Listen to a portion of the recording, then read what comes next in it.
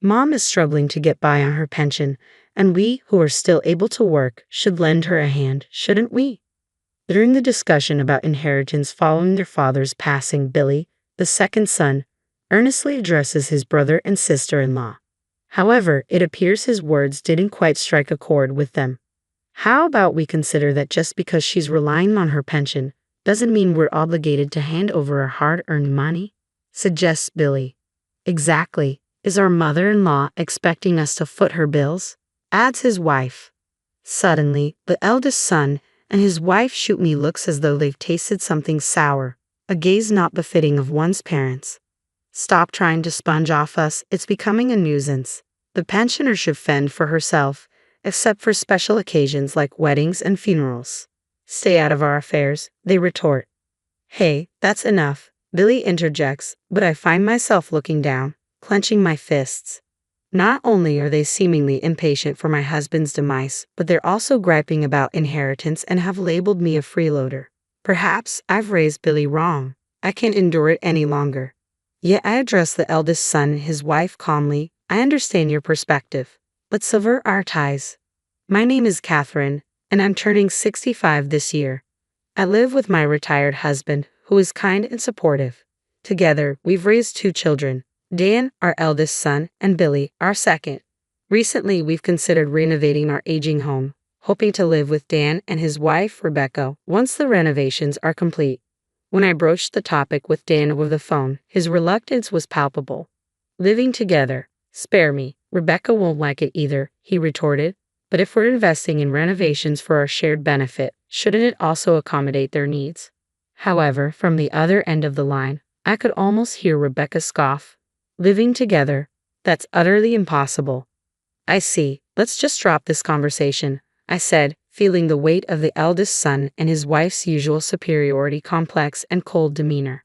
After I hung up, I relayed Dan and the other's sentiments to my husband, exactly as they were. He wore a somewhat lonely expression but spoke up cheerfully. Can't be helped.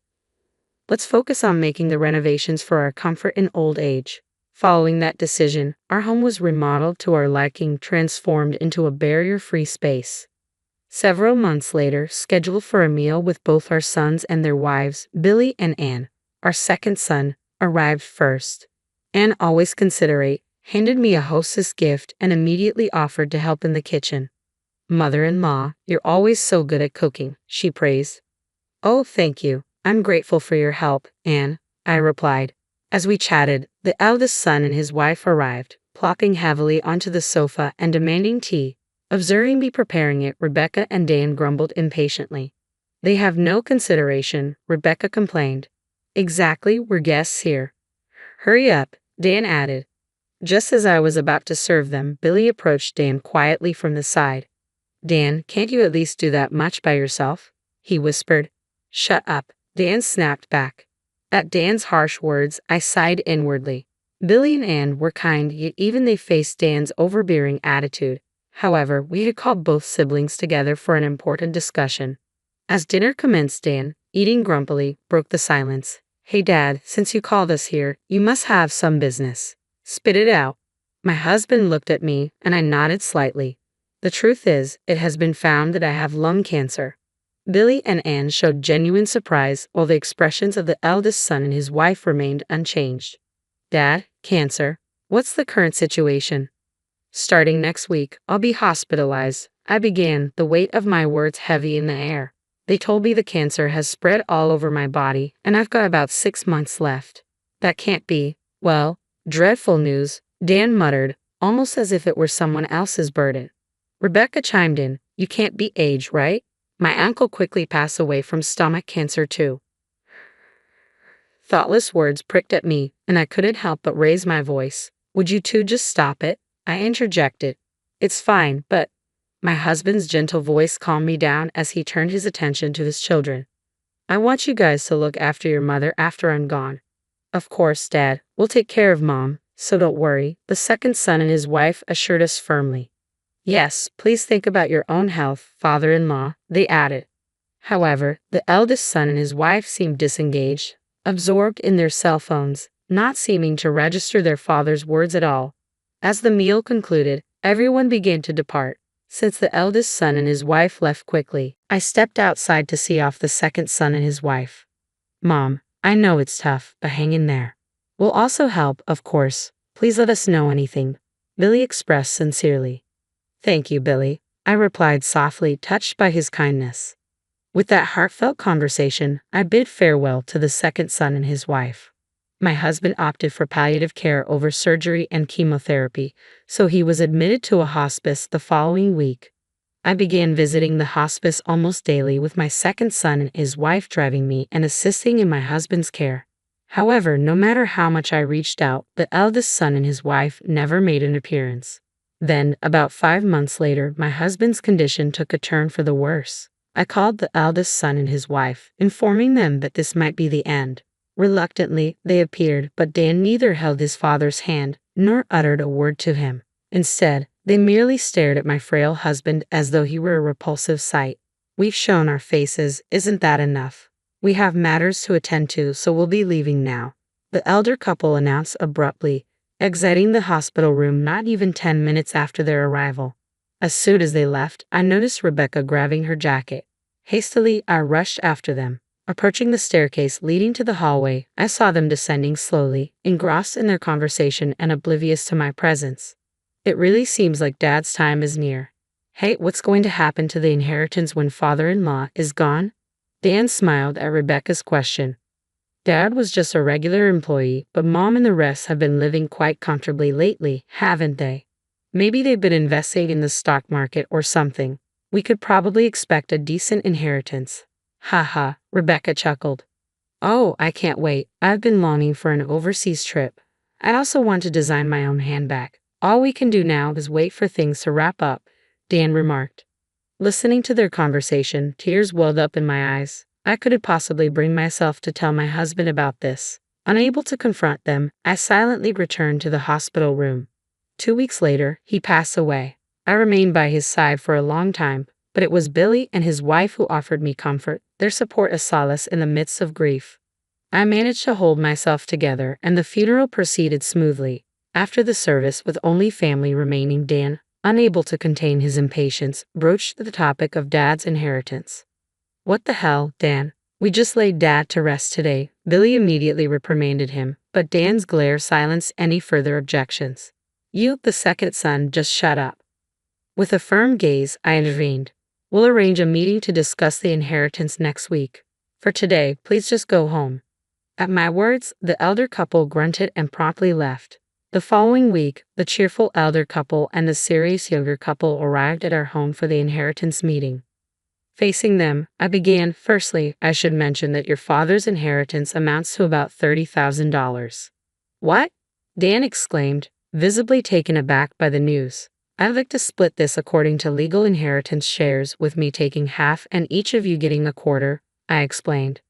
Wait, hold on. Are you sure there's only $30,000? Dan persisted, sensing something amiss in my tone. I handed him a thick envelope. All the documents are in here. Please review them, I instructed.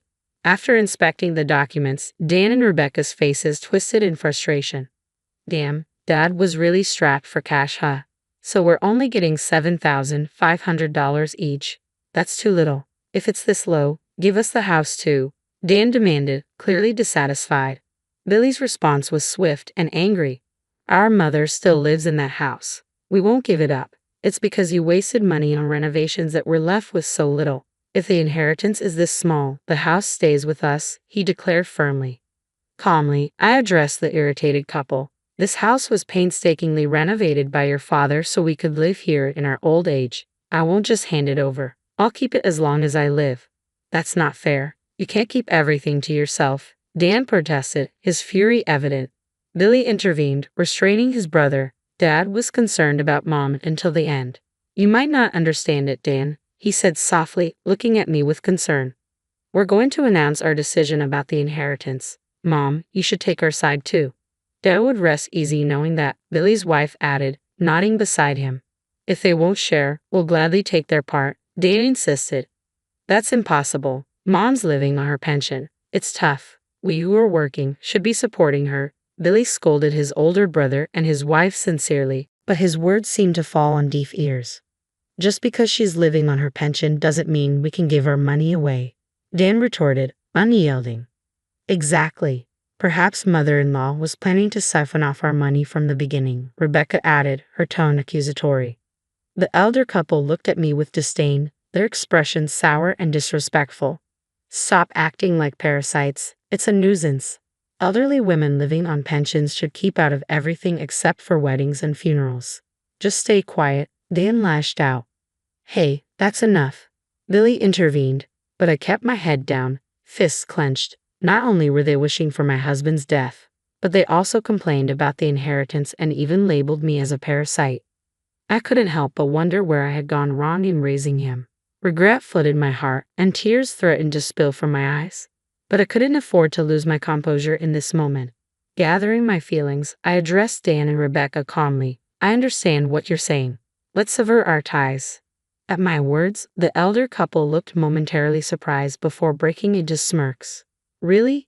That's the best news I've heard, they remarked sarcastically as Dan and Rebecca hurried to leave. Before storming out, they threw one last barb at Billy and his wife, tauntingly calling them to take care of the parasite. As the door closed behind them, Billy and his wife rushed over to me. Mom, are you okay? They're just too awful. We're always by your side. Please don't be upset, they comforted me. Still looking down, I raised my face and met their eyes. Billy and I have something to tell you, I began. A few months later, while relaxing at home, Dan and Rebecca unexpectedly appeared, accompanied by Billy. What's going on? We've severed our ties, haven't we? Dan demanded, his voice raised. Indeed, come on in. I invited them, ignoring their aggressive tone. As they entered, their faces flushed with anger. Billy spoke up with an apologetic tone. Sorry, Mom. When asked about the house, I couldn't help but invite them in. That's fine for now. Everyone please come in, I said, leading them inside. But as soon as the eldest couple stepped into the living room, they began to raise their voices. What do you mean you're giving the house to Billy? You're disregarding us, they protested. I maintained my composure and explained calmly, Billy has promised to maintain the house and preserve your father's memories. That's why I've decided to leave it to him. Dan stared at me, taken aback. What do you mean? He questioned. Billy and Anne have been a great support to me. It's only natural, I replied warmly, thanking them. We're not here to hear that. You said you'd take over the house yourself, didn't you? The eldest couple retorted. Glancing at the eldest daughter-in-law, who seemed ready to explode, I elaborated. I thought I'd hand it over to someone who would respect your father's and my wishes. Besides, I've started receiving some rental income. Their surprise evident, I continued matter-of-factly. Remember last year when my father, your grandfather, passed away? Billy attended the funeral, but you couldn't because you were out of town. Well, your grandfather was a landlord who owned several buildings and apartments.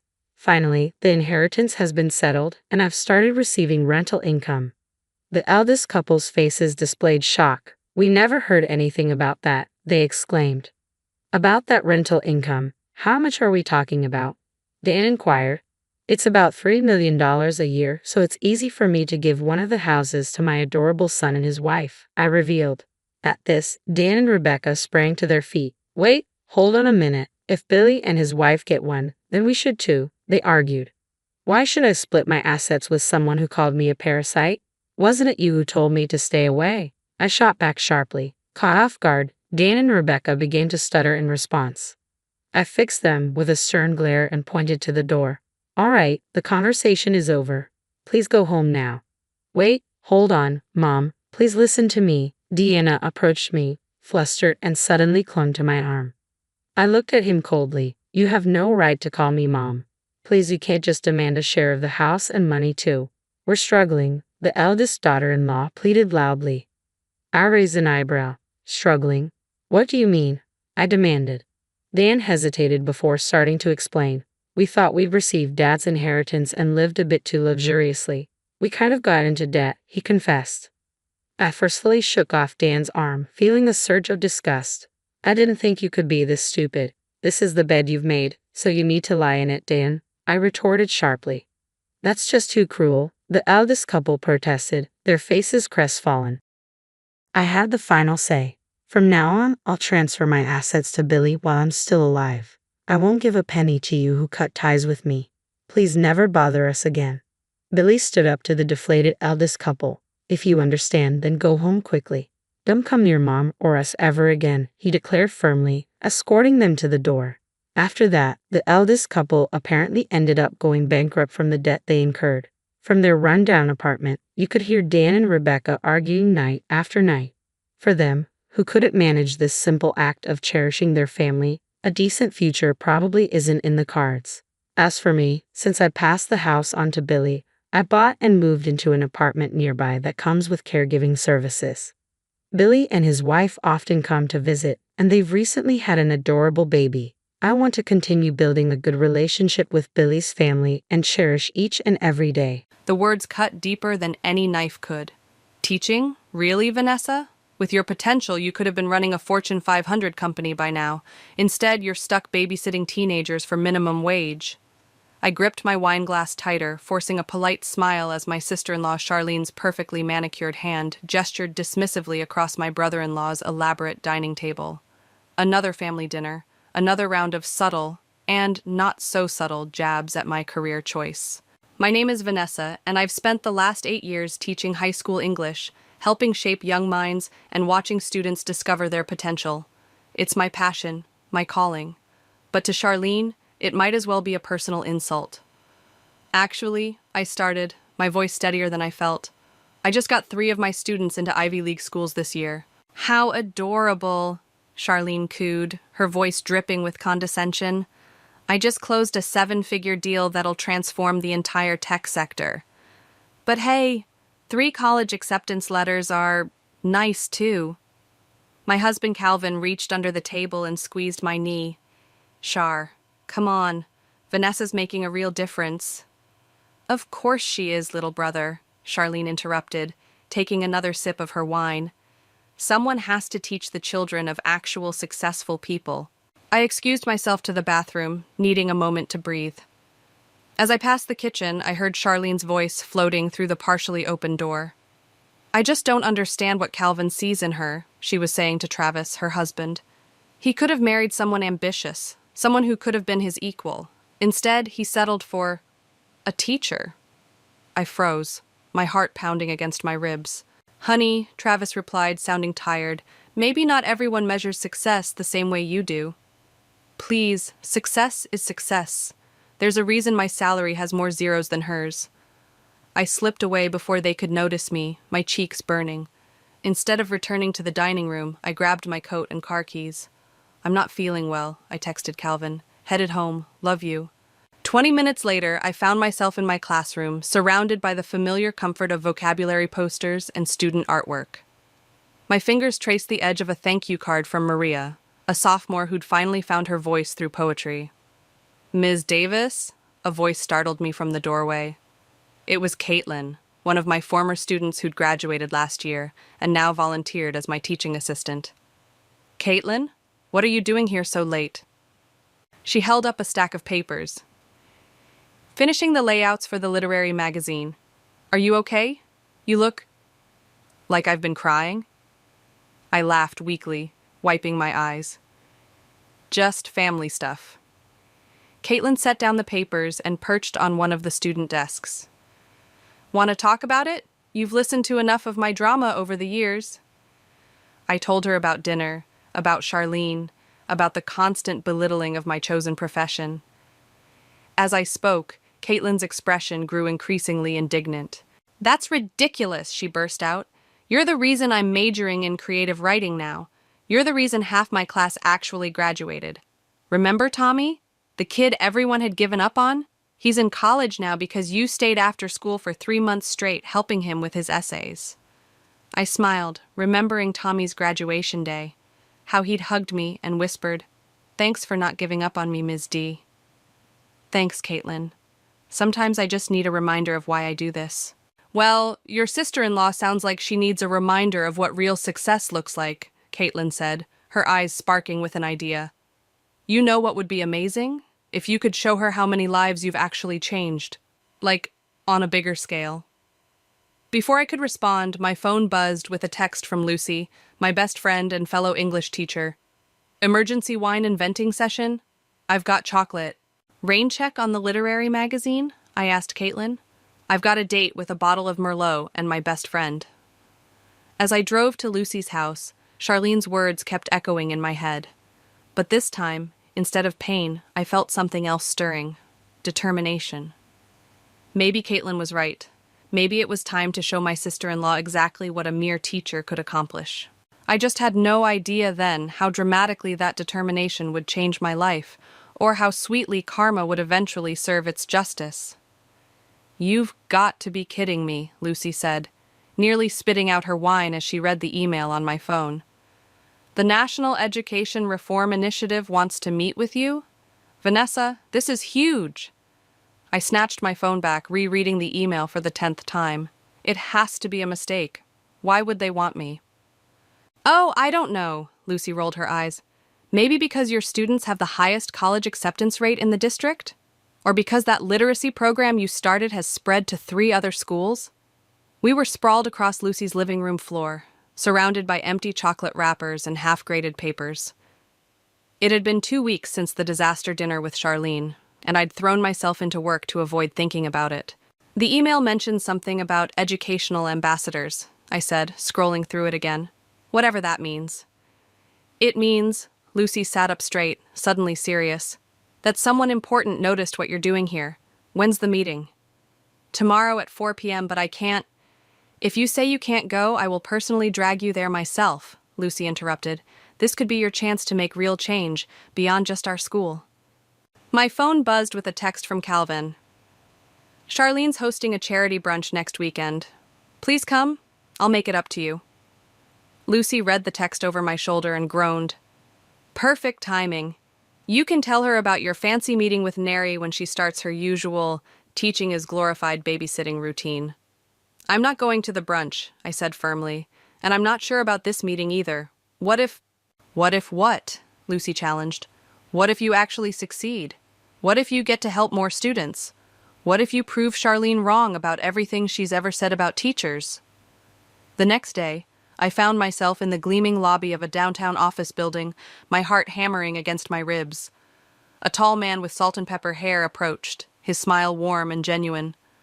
"Vanessa, I'm Xander Allen, Executive Director of Neri. Thank you for coming." He led me to a conference room with floor-to-ceiling windows overlooking the city. To my surprise, there were several other people already seated around the table. "These are some of our current educational ambassadors," Xander explained. "They're here to share their experiences." For the next hour, I listened as teachers from across the country described their work, advocating for education reform, speaking at conferences, implementing innovative teaching methods. It was everything I'd ever dreamed of doing on a larger scale. "We've been following your work, Vanessa," Xander said finally. "The literacy program you developed, your success rates with at-risk students, it's exactly what we're looking for." "I'm just doing my job," I mumbled. "No," a woman across the table said firmly. "You're doing much more than that. You're changing lives." Xander slid a folder across the table. "We'd like you to join our ambassador program. You'd keep teaching, but also work with us to implement your methods in other schools. There's some travel involved, speaking engagements, policy meetings." My phone buzzed again. Another text from Calvin. "Charlene says she's sorry about dinner. Please come to brunch. She wants to make amends."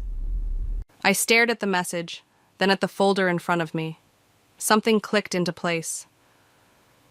What exactly would this role involve? I heard myself asking. Xander's eyes lit up. "You'd be the face of educational reform in your region.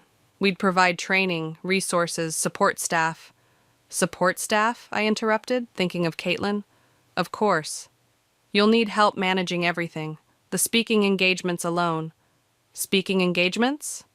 "Conferences, fundraisers, charity events," he explained.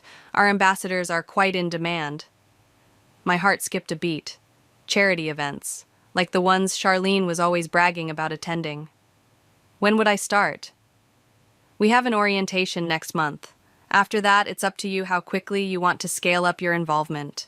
I took a deep breath, thinking about my students, about Caitlin's words, about Charlene's sneering comments, about all the other teachers out there fighting the same battles I was. "I'm in," I said, surprising myself with how steady my voice was. Xander beamed. "Welcome aboard." Later that night, I finally replied to Calvin's text. Tell Charlene I'll be at brunch, and tell her I have some exciting news to share. Lucy's response to my update was immediate. OMG, yes. Please tell me I can be there when you tell Charlene. For the first time in years, I found myself looking forward to seeing my sister-in-law. Sometimes the best revenge isn't about getting even. It's about rising above. And I was about to rise higher than Charlene ever imagined I could. And then she just sat there, mouth hanging open like a goldfish. Lucy cackled, mimicking Charlene's expression from the brunch. I wish I'd recorded it. The best part was Travis actually congratulating me, I said, sorting through a stack of business cards on my desk. Did you see Charlene's face when he said he'd always admired teachers? It had been 3 weeks since I'd dropped my ambassador news at Charlene's brunch, and the memory still made me smile. But now, reality was setting in. My classroom was becoming command central for what felt like an educational revolution. Ms. Davis? Caitlin poked her head in, now my official assistant thanks to NARY's funding. The principal from Roosevelt High is on line 1. They want to know if you can present your literacy program next month. Tell them yes, but... I was interrupted by my phone buzzing, another email from Xander. Vanessa, major opportunity. Annual Education Innovation Gala coming up. Need you as keynote speaker. Call me ASAP. Lucy peered over my shoulder. Holy, do you know what this means? Before I could answer, Caitlin rushed back in. Ms. Davis, you're trending on Twitter. That video from your speech at the state education conference, it's everywhere. I grabbed my laptop and sure enough, there was my face, passionately explaining why we needed to revolutionize how we teach literature to modern students. The video had over 100,000 views. Look at the comments, Caitlin scrolled excitedly. This is the kind of teacher I wish I'd had. Finally, someone speaking truth about education reform. Where was she when I was failing English? My phone rang. Calvin. Babe, have you seen the news? You're on the front page of the education section. What? Which paper? All of them. Charlene just called me, actually. She seemed different.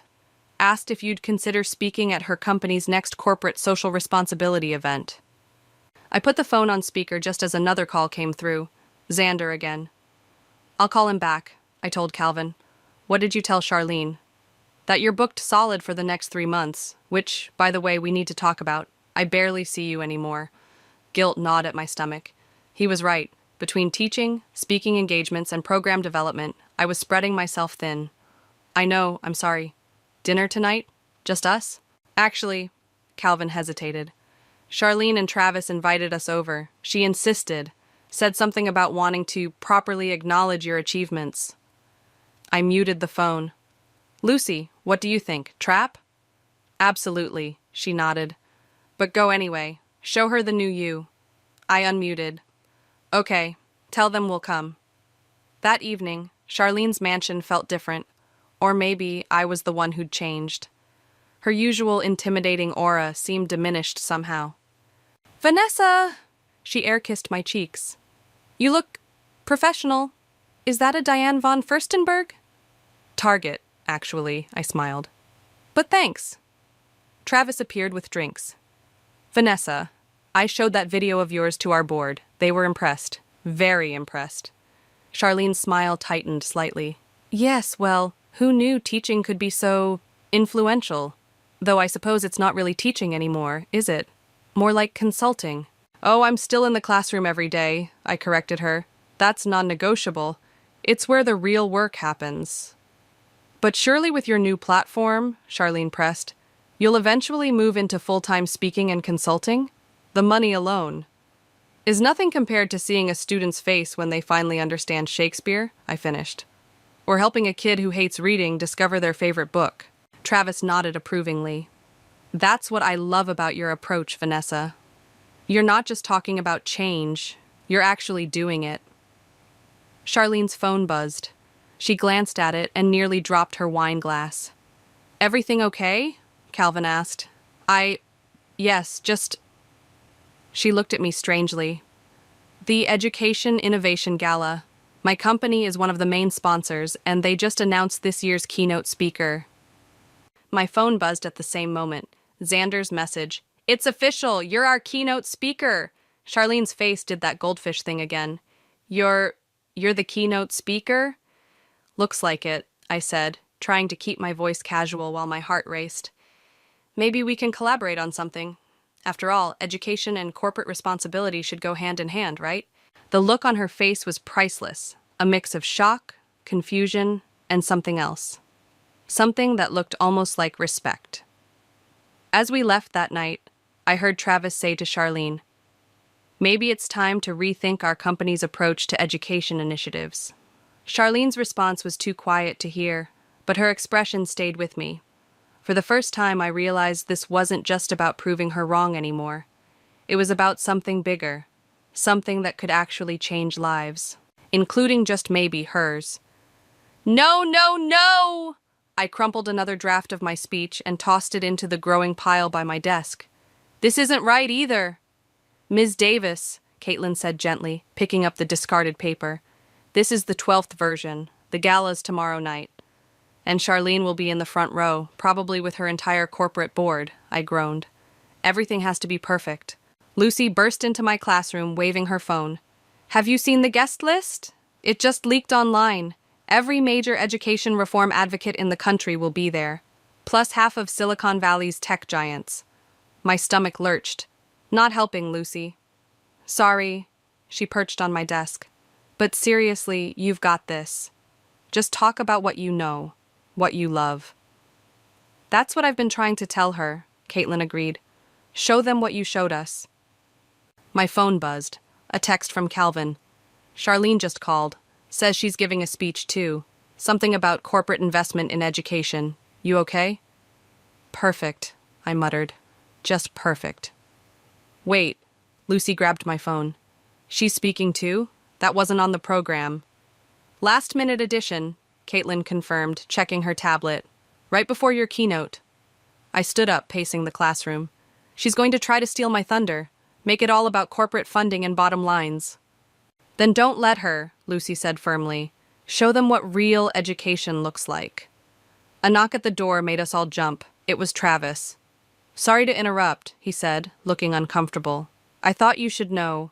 Charlene's been practicing her speech all week. She's nervous. Nervous? I couldn't hide my surprise. Charlene? Look, Travis stepped inside, closing the door. She won't admit it, but your success has shaken her. The board's been talking about redirecting funds from her tech initiatives to education programs like yours. Is that why she added herself to the speaker list? Lucy asked. Travis nodded. She's trying to prove she's still relevant. But between us, I think she's fighting a losing battle. After he left, I sat back down at my desk, staring at the scattered speech drafts. Ms. Davis? Caitlin picked up one of the papers. Remember when Tommy was struggling with his college essay? What did you tell him? To write from his heart, I said automatically. To tell his truth. So maybe, she smiled, you should take your own advice? That night, I sat at my kitchen table, laptop open, fingers hovering over the keyboard. Calvin brought me tea and kissed my forehead. You know what's funny? He said. Charlene used to practice her speeches in front of me when we were kids. She'd get so worked up she'd make herself sick. I looked up. Really? Yeah, she's always been terrified of failure. That's why she pushes so hard, acts so, well, you know. Something clicked. I started typing, the words finally flowing naturally. The next evening, I stood backstage at the gala, adjusting my dress, a simple but elegant black number that Lucy had helped me choose. Caitlin appeared with water and a reassuring smile. Full house, she reported. And guess who's sitting right next to Charlene? Xander and the entire Nary board. I peeked through the curtain. Charlene was there, looking immaculate as always, but her hands were shaking slightly as she arranged and rearranged her note cards. The program began. I half listened to the opening speeches, my heart pounding. Then Charlene was introduced. She strode to the podium, every inch the confident executive. But I noticed the slight tremor in her voice as she began. Education is about numbers, she started. Return on investment, measurable outcomes. As business leaders, we need to approach education like any other business venture. I watched the audience's reactions.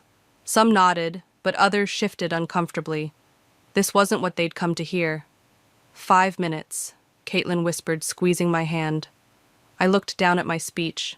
The real one, the true one. Not about numbers or outcomes or corporate buzzwords. About Tommy and Maria and every student who'd ever sat in my classroom believing they weren't good enough. And now, the announcer's voice boomed, our keynote speaker, a teacher who's revolutionizing education one classroom at a time. Charlene returned backstage, passing close enough that I caught the scent of her expensive perfume. For a moment, our eyes met. I saw something there I'd never seen before. Fear. Good luck, she whispered, surprising us both. I took a deep breath and walked toward the podium. The spotlight hit me, and I could feel hundreds of eyes watching, waiting. When I was a little girl, I began, my voice strong and clear, I believed that books could change the world. The truth, my truth, was about to take center stage. And for once, I wasn't afraid of Charlene hearing it. When I was a little girl, I believed that books could change the world. Today, standing in my classroom, I know they do. My voice carried across the hushed auditorium. But it's not just about books. It's about the student who stays after class to tell you they finally understand poetry. It's about the kid who swears they hate reading until they find that one story that changes everything. From the podium, I could see Charlene in the front row, her face unreadable. Next to her, Xander was leaning forward, completely engaged. Last month, a student asked me why I became a teacher instead of choosing a real career. Scattered laughs rippled through the audience. I told her about Tommy. I caught Caitlin's eye off stage. She nodded encouragingly. Tommy was the kid everyone had given up on. Failing grades, behavioral issues, zero interest in education. But one day, I caught him drawing elaborate comics in his notebook instead of taking notes. The room was silent now, hanging on every word. Instead of confiscating his notebook, I asked him to tell me his story. It turned out he had a whole universe in his head. Complex characters, intricate plot lines. So I made him a deal. He could write his story, but he had to learn proper grammar and structure to do it justice. I saw Charlene shift in her seat, her fingers drumming nervously on her armrest. Today, Tommy's studying creative writing in college. His first graphic novel comes out next year. I paused, letting that sink in. That's what education really is. Not test scores or ROI metrics, but recognizing potential in unexpected places. Travis reached over and squeezed Charlene's hand. She pulled away. We talk about education reform like it's about systems and statistics. But real reform happens one student at a time, one breakthrough at a time. It happens when we stop treating education like a business and start treating it like what it is, a transformation. The next 10 minutes flew by as I shared more stories. Maria finding her voice through poetry, James discovering his love for science, Sarah realizing she could be the first in her family to go to college. These students don't need our pity or our corporate initiatives, I said, looking directly at Charlene now. They need our belief in their potential. They need teachers who see them, who fight for them, who refuse to let them be reduced to numbers on a spreadsheet. Charlene's face had gone pale. She reached for her water glass with a shaking hand. So yes, we need reform. But not the kind that comes from boardrooms and bottom lines. We need reform that starts in classrooms, that recognizes teaching isn't just a job, it's a calling. And every time we dismiss it as just teaching or glorified babysitting, we fail not just our educators, but our future. The silence in the room was electric. I stand before you not just as a teacher, but as proof that one person who believes in education can create ripples that become waves. Imagine what we could do if we all believed. I stepped back from the podium as the room erupted in applause. People were standing, cheering. Xander was beaming. Travis was on his feet, clapping enthusiastically. Charlene remained seated, staring straight ahead. As I made my way backstage, Caitlin rushed to hug me. That was incredible. Did you see their faces? Lucy appeared, wiping tears from her eyes. You destroyed it, and Charlene looked like she was going to... Excuse me. A quiet voice interrupted us. We turned to find Charlene standing there, looking smaller somehow without her usual confident posture. "Vanessa, she started, then stopped. For the first time ever, she seemed at a loss for words. "The board wants to meet with you," she finally managed. "They're talking about redirecting our entire education funding initiative. They want you to lead it." The irony wasn't lost on any of us. The woman who had dismissed my career choice for years was now watching it eclipse her own. "Charlene," I began, but she held up a hand. "Don't. Just don't." She turned and walked away quickly, her heels clicking on the polished floor. Calvin found me moments later, wrapping me in a tight hug. "That was amazing, babe. But are you okay?" I watched Charlene's retreating figure, remembering Travis's words about her fear of failure. I think I finally understand something about your sister." "Ms. Davis!" Caitlin called out. "The press wants photos, and Xander says there are some people you need to meet." As I moved to follow her, I caught a glimpse of Charlene through a side door, sitting alone in an empty conference room, her face in her hands. The victory I'd imagined feeling suddenly tasted different. This wasn't the end I'd expected. But then again, maybe it wasn't the end at all. "Coming," I called to Caitlin, straightening my shoulders. Whatever happened next, I knew one thing for certain. I'd found my voice, and I wasn't going to stop using it. "The board wants to move forward immediately," Xander announced, sliding a thick folder across the conference table. "Full funding, complete autonomy, and you'll be heading the entire education initiative." I glanced at the salary figure and nearly choked on my coffee. It was more money than I'd make in 5 years of teaching. "And Charlene?" I asked, trying to keep my voice neutral. "Reassigned to tech development," Xander replied. "She's not taking it well." It had been 3 days since the gala, and I hadn't heard a word from my sister-in-law. Calvin said she wasn't returning his calls either. "Speaking of Charlene," Lucy chimed in from her spot by the window. "You might want to see this." She handed me her phone. On the screen was Charlene's latest LinkedIn post. "After careful consideration, I'm stepping down from my position to pursue other opportunities." "She quit?" I looked up, shocked. "But she loves her job." "Loved," Xander corrected. "Things change. People change." My phone buzzed. A text from Travis. "Can we meet? It's about Charlene." An hour later, I found Travis at a small coffee shop downtown, looking exhausted. "She hasn't left the house in days," he said, stirring his untouched latte.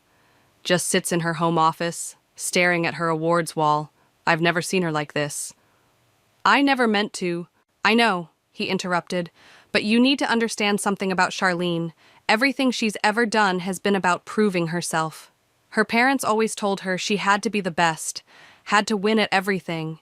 When you came along, I threatened that," I finished. "You didn't just threaten it. You completely upended her worldview. She built her identity around corporate success, around being the one who made it. Now." My phone buzzed again. "Caitlin. Emergency at school. Need you ASAP." I found Caitlin in my classroom, surrounded by students. To my surprise, they were all former graduates, including Tommy. "What's going on?" "We heard about the new position," Tommy said. "About you maybe leaving teaching." "How did you—" "Social media," another student, Maria, cut in. "Everyone's talking about it, about how you're going to run this huge corporate program." "But you can't leave," Tommy added. "Who's going to help other kids like me?" I looked at their faces, these students who'd become so much more than just names on a roster. Then I thought about Charlene, sitting alone in her home office, surrounded by empty achievements. "Ms. Davis?" Caitlin stepped forward. "Remember what you told me when I was struggling with college applications? Success isn't about winning, it's about making a difference." My phone rang. Calvin. "Babe, you need to come to Charlene's, now." 20 minutes later, I stood in Charlene's pristine living room, watching my sister-in-law pace back and forth. "I don't need your pity," she snapped before I could speak. "I don't need anything from you." "Good," I replied. "Because I'm not here to offer pity. I'm here to offer a partnership." She stopped pacing. "What?" "The program needs both of us," I said. "Your business expertise, my education experience. Together, we could create something revolutionary. Why would you want to work with me? She asked, her voice barely above a whisper. After everything I've said, everything I've done, because you were right about one thing. Education needs to change, but not through corporate takeovers or standardized metrics, through understanding, through connection, through actually caring, she finished, sinking onto her designer couch. Like you do. Like we both could, I corrected, if we worked together. She was quiet for a long moment. I wouldn't know where to start. Start by coming to my classroom tomorrow. See what real education looks like. Then we'll talk about how to scale it. Your classroom? She looked terrified at the prospect. Unless you're scared, I challenged, seeing a familiar spark return to her eyes. Fine, she straightened her shoulders. But I'm not sitting in those tiny desks. As I left her house, Travis caught up with me in the driveway. Whatever you said in there, he smiled. It worked. She's already on her laptop researching education statistics. My phone buzzed one last time. Xander. Board meeting tomorrow. Need your decision on the position. I looked back at Charlene's house, then typed my response. I'll take it with conditions. First, I keep teaching. Second, I want Charlene as my co-director. The reply was immediate. Bold move. Why? I thought about Tommy and Maria, about Charlene's empty awards wall, about the difference between winning and succeeding. Because sometimes, I typed, the best revenge is showing someone a better way to live. Ms. Davis, I think your sister-in-law is having a breakdown, Caitlin whispered, peering through the classroom door. Charlene stood in the hallway, designer suit perfectly pressed, looking like she might bolt at any second. It was her first day observing my class, and she'd already rescheduled twice. Deep breaths, I said, opening the door. Ready? This is ridiculous, Charlene muttered, but followed me inside. I haven't been in a high school classroom since you were busy being class president and valedictorian, I finished. Calvin told me. 25 students looked up as we entered, curiosity written across their faces. Everyone, this is Ms. Mitchell. She'll be observing today as part of our new education initiative. Is she the corporate lady who used to make you cry? A voice piped up from the back. Charlene flinched. I bit back a smile. Jake, what have we said about appropriate questions? Sorry, Ms. Davis. Sorry, Ms. Mitchell. I launched into my lesson on The Great Gatsby, watching Charlene from the corner of my eye. She sat rigid in her chair, taking notes on her tablet, but I could see her expression changing as the class progressed. So, I asked the students, why does Gatsby throw those elaborate parties? To show off his money, one student called out. To get Daisy's attention, another added. To prove he's worthy, Charlene suddenly spoke up. The room fell silent. He's trying to prove he belongs in their world, that he's just as good as them, better even. The students stared at her. She cleared her throat awkwardly. I mean, that's just my interpretation. No, you're right, Maria said thoughtfully. It's like when people post their achievements on social media, trying to prove something to everyone else. Or like when my mom works extra shifts to buy designer clothes she can't afford, another student added. I watched Charlene's face as recognition dawned. These weren't just random teenagers, they were insightful young people making connections she'd never considered. The discussion continued, growing more animated. To my surprise, Charlene joined in several times, offering perspectives that actually resonated with the students. After class, she remained seated while the students filed out. That was unexpected, she said finally. The part where teenagers can think deeply, or the part where you enjoyed teaching? She shot me a look, but there was no malice in it. Both, I suppose. She stood up, smoothing her skirt. I need to show you something. 20 minutes later, we sat in her home office. She pulled up a presentation on her laptop. I've been working on this since our talk, she said. A complete restructuring of the education initiative. Less focus on metrics, more on actual student engagement. See these numbers? I leaned in, surprised by the depth of her research. She'd analyzed everything from student participation rates to long-term career success correlations. This could work, I said slowly. But we'd need to keep it grounded in real classroom experience, she finished. I know, that's why... She hesitated. That's why I want to teach one class. I nearly fell out of my chair. You what? Just one, maybe a business elective or something. I need to understand this from the inside. Before I could respond, Calvin burst in. There you are. Have you seen the news? He held up his phone. The headline read, Corporate Executive Trades Boardroom for Classroom, a new model for education reform. How did they... Charlene started. One of the students must have posted about you being in class, I realized. Social media... This is perfect, Calvin exclaimed. The board will love it. Real commitment to understanding education from the ground up. Charlene looked pale. But I haven't actually agreed to... Yes, you have, I interrupted. I saw your face in that classroom today. You felt it, didn't you? The moment when everything clicks for a student? When they make connections you never expected? She was quiet for a long moment. I forgot, she finally said. Forgot what? What it feels like to learn something new, to be excited about understanding. She turned to her laptop, closing the presentation. I've spent so long trying to prove I'm the best, I forgot what it feels like to just... grow. Well, I smiled. Lucky for you, I know a great teacher who can help with that. Very funny, she rolled her eyes, but she was smiling too. But if we're doing this, we're doing it right. I want to understand everything. Curriculum development, student assessment, classroom management. Careful, I warned. You might actually end up loving it. Maybe, she admitted. But if anyone at my country club asks, I'm conducting intensive field research. As we left her office, I caught sight of her awards wall. Something was different. You took down your CEO of the Year plaque, I noticed. Replaced it with something better, she said quietly. In its place hung a simple thank you card from my class, signed by all the students. Sometimes I realized the biggest victories come not from defeating your enemies, but from turning them into allies. And now, please welcome back to the stage our co-directors of the National Education Innovation Program. The applause thundered through the auditorium as Charlene and I walked onto the stage together. This time, neither of us was trying to outshine the other. Last time I stood here, Charlene began, I talked about ROI and performance metrics. I was wrong. She paused, looking out at the packed audience. My sister-in-law taught me that real education isn't about numbers. It's about transformation, and not just for the students. I stepped forward. When we launched this program, people said it couldn't work.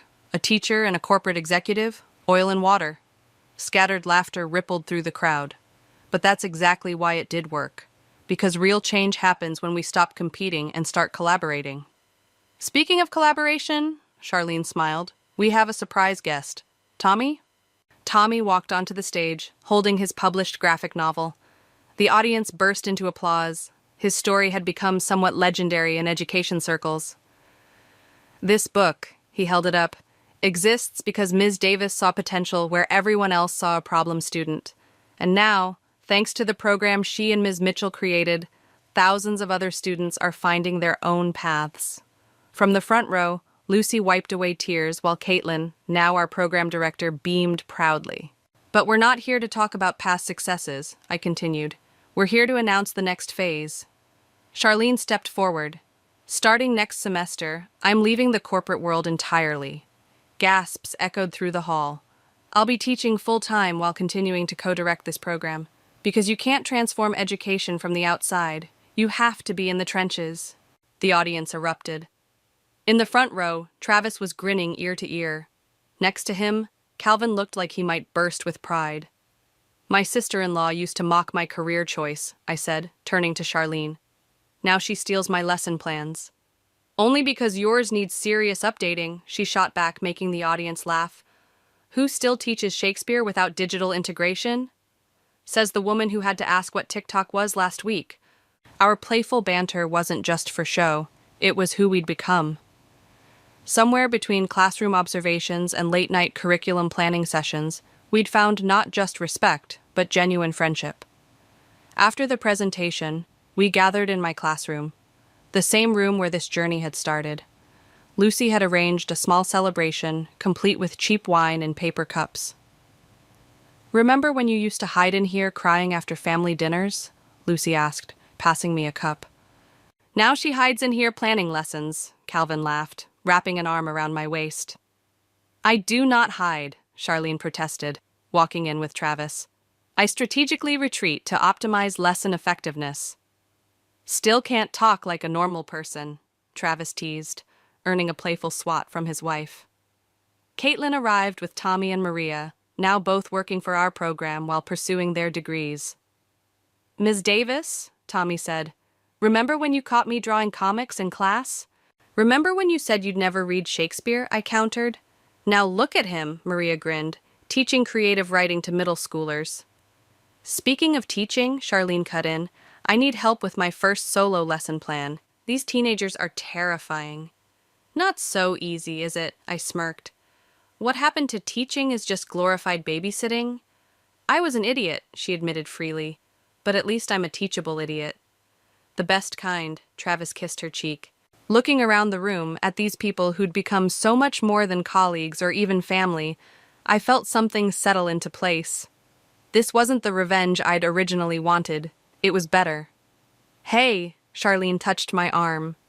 Thank you for not giving up on me, even when I deserved it. That's what teachers do, I smiled. We see potential, even when it's hiding behind designer suits and corporate jargon. And sometimes, she added softly, we learn more than we teach. The evening wound down, but before everyone left, Tommy insisted on one last toast. To Ms. Davis and Ms. Mitchell, he raised his cup, for showing us that the best stories aren't about winning or losing, they're about growing. And to second chances, Charlene added, meeting my eyes, both giving and receiving them. As everyone clinked their paper cups, I looked at my classroom walls, now covered with a mix of student artwork and corporate achievement certificates, Shakespeare quotes, and business strategy flowcharts. It wasn't what I'd imagined when I'd first sought revenge against Charlene. It was infinitely better, because sometimes the best revenge isn't about making someone fall, it's about helping them rise in a different direction. And in the process, rising yourself. Ready for tomorrow? Charlene asked as we gathered our things. Always, I smiled. We've got lessons to plan, minds to open, lives to change, she finished. And that, really, was what it had been about all along. I pressed my ear against the cold metal door of the conference room, my heart pounding as I heard my sister's voice through the crack.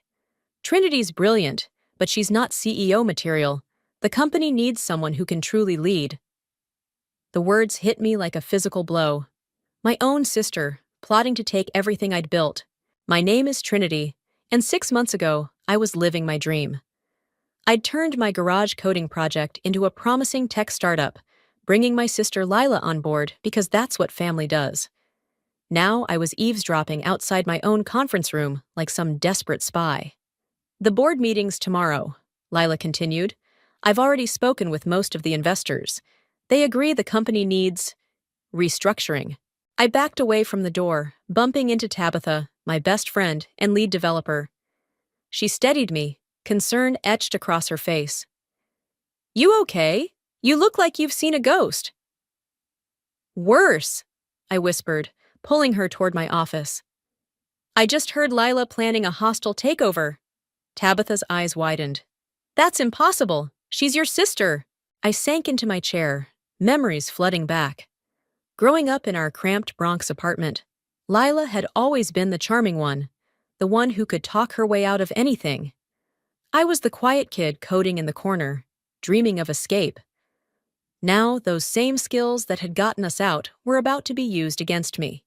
Trinity, Julian, our newest investor, appeared in my doorway. Tall, polished, and carrying the kind of confidence only old money can buy.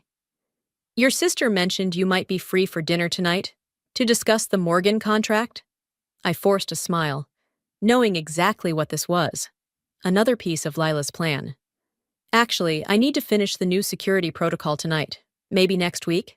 Julian's disappointment was visible. Lila said you might say that. She mentioned you've been distant lately. I've been busy coding the foundation of our entire platform, I said, unable to keep the edge from my voice. Someone has to do the actual work around here. After Julian left, Tabitha closed the door. "What are you going to do?" I turned to my computer, pulling up the company's financial reports. First, I'm going to figure out exactly what Lila's been telling the board. Then, my phone buzzed. A text from Mom. "Lila says you're working too hard. Don't let ambition ruin your relationships, baby." I laughed bitterly. Even now, Mom was falling for Lila's act. Just like when we were kids, and Lila could convince her that any broken dish or missing money was my fault. "You need to fight back," Tabitha said, leaning over my shoulder to look at the reports. "This is your company." "No," I said, an idea forming. "I need to be smarter than that. Pull up the AI project we've been working on after hours. The pattern recognition algorithm? It's nowhere near ready." I started typing, my fingers flying across the keyboard. "It will be. And when it is, it's going to see patterns that Lila can't hide." A knock at the door made us both jump. Lila walked in, perfect as always in her designer suit. "Working late again, sis. You know, you should really let me handle more of the business side. You're so much better with the technical stuff." Our eyes met, and for a moment, I saw through her mask. The calculated ambition, the cold determination. My sister was going to try to destroy me tomorrow. "You're right," I said, matching her fake smile. "I should focus on what I'm good at." Lila beamed, probably thinking I was giving in. "That's what I've been saying. The board meeting tomorrow will sort everything out, you'll see." After she left, Tabitha grabbed my arm. "Tell me you're not giving up." I turned back to my computer, determination replacing fear. "No, I'm doing exactly what she said, focusing on what I'm good at. And what I'm good at is going to expose exactly who my sister really is." The office grew quiet as night fell over the city. While Lila was probably celebrating her upcoming victory, I was laying the groundwork for her downfall. Every line of code I wrote was a promise that talent would beat charm, that truth would beat manipulation, that the sister who built something would beat the sister trying to steal it. "You should go home," I told Tabitha around midnight. "Tomorrow's going to be intense." She squeezed my shoulder. "Want me to stay?" I shook my head. "I need to do this part alone." After she left, I stood at my office window, looking out at the city lights. Somewhere out there, our mom was probably proud that her ambitious daughter Lila was about to become CEO. She had no idea that her other daughter was about to teach everyone a lesson about underestimating the quiet one. I cracked my knuckles and sat back down at my computer. The board meeting was in 9 hours. Time to show my sister that some things can't be stolen. They have to be earned. The board meeting went exactly as Lila planned. I sat there, numb, as she masterfully presented her case for restructuring. Every weakness she pointed out was one she'd carefully engineered over the past months. Every solution she offered positioned her as the savior. "While Trinity's technical brilliance is undeniable," she said, her voice dripping with fake concern, "we need experienced leadership to take us to the next level." I opened my mouth to object, but Julian cut me off. "The numbers don't lie. Our market position has weakened considerably in the last quarter." Of course it had. Because Lila had deliberately delayed 3 major client launches I'd set up. The vote was unanimous. By noon, I was no longer CEO of the company I'd built from nothing. By 1, I'd been relegated to technical advisor, stripped of any real power. By 2, Lila had moved into my office, and I was being shifted to a smaller space down the hall. "This is temporary," Tabitha insisted, helping me pack my things. "We'll figure something out."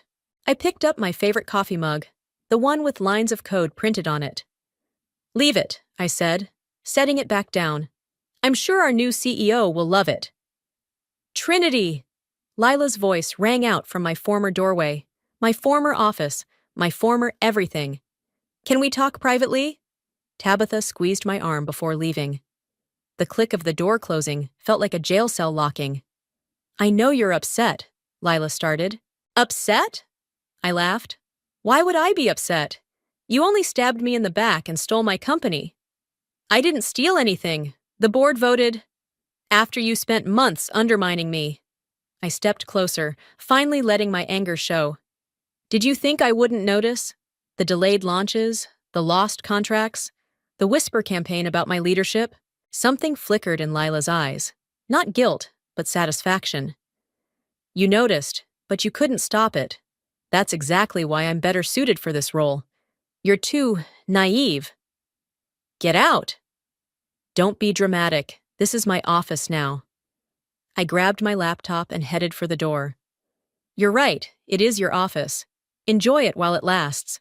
The next few weeks were hell. I watched as Lila paraded around like a queen, making grand promises to investors and the press. But beneath the surface, things were starting to crack. Client complaints increased. Development timelines slipped. The core technology, my technology, needed updates that only I truly understood. I worked late every night, not because Lila asked me to, but because I was building something new, something secret.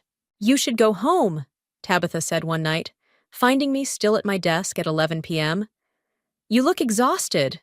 I shook my head, pointing to my screen. Look at this. I found something in the financial reports. She leaned in, squinting at the numbers. These transactions, they don't make sense.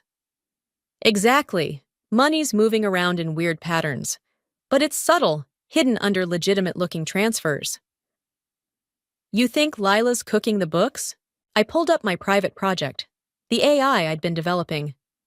I think she's doing more than that, but I need proof. That's where this comes in. Tabitha's eyes widened as she read the code. This is way beyond what we were working on before. You've basically created a financial forensics AI. It's not ready yet, but when it is, the office door opened suddenly. Julian stood there, looking uncomfortable. Trinity? Lila wants the quarterly tech review by morning. The review that usually takes 2 weeks to prepare? That review? He shifted awkwardly. She says you've had plenty of time. Fine. I turned back to my screen.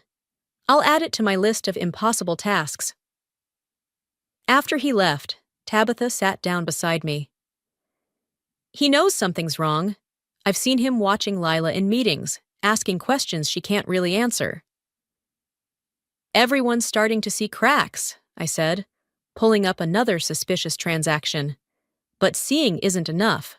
We need proof. My phone buzzed. A text from Mom.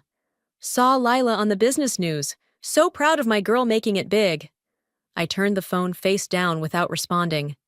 You haven't told your mom anything, have you? Tabitha asked softly. What's to tell? That I'm such a failure I let my own sister steal my company? That everything Mom warned me about ambition ruining relationships was right, except it wasn't my ambition that did it? Tabitha grabbed my arm. Stop! You're not a failure. You're playing the long game, and you're going to win. I looked at my screen, at the patterns slowly emerging from the chaos of numbers. You know what the worst part is? Part of me still loves her. She's my sister. We survived our childhood together, but now you have to survive her. I nodded, turning back to my code. The AI was learning, growing, seeing patterns I'd only suspected. Soon it would see everything Lila was trying to hide. She thinks she won because she's smarter, I said, fingers flying across the keyboard. But she forgot one thing. What's that? I smiled grimly. In chess, the queen might be the most powerful piece, but it's the quiet pawn that can change everything. Holy shit, Tabitha whispered, staring at my screen. Trinity, are you seeing this? 3 months had passed since Lila's takeover, and my AI had finally started connecting the dots. The patterns were unmistakable. A complex web of financial transactions, each one carefully disguised, but forming a clear picture when viewed together. She's been siphoning money into offshore accounts, I said, scrolling through the data. Small amounts at first, but getting bolder. Look at this spike last week. Tabitha leaned closer. Right after the Morgan contract payment came in. But why would she? Because she knows she can't keep this up forever. I pulled up another screen. The company's fundamentals are weakening. Client satisfaction is down 40%. 3 major projects are behind schedule. She's preparing her exit strategy.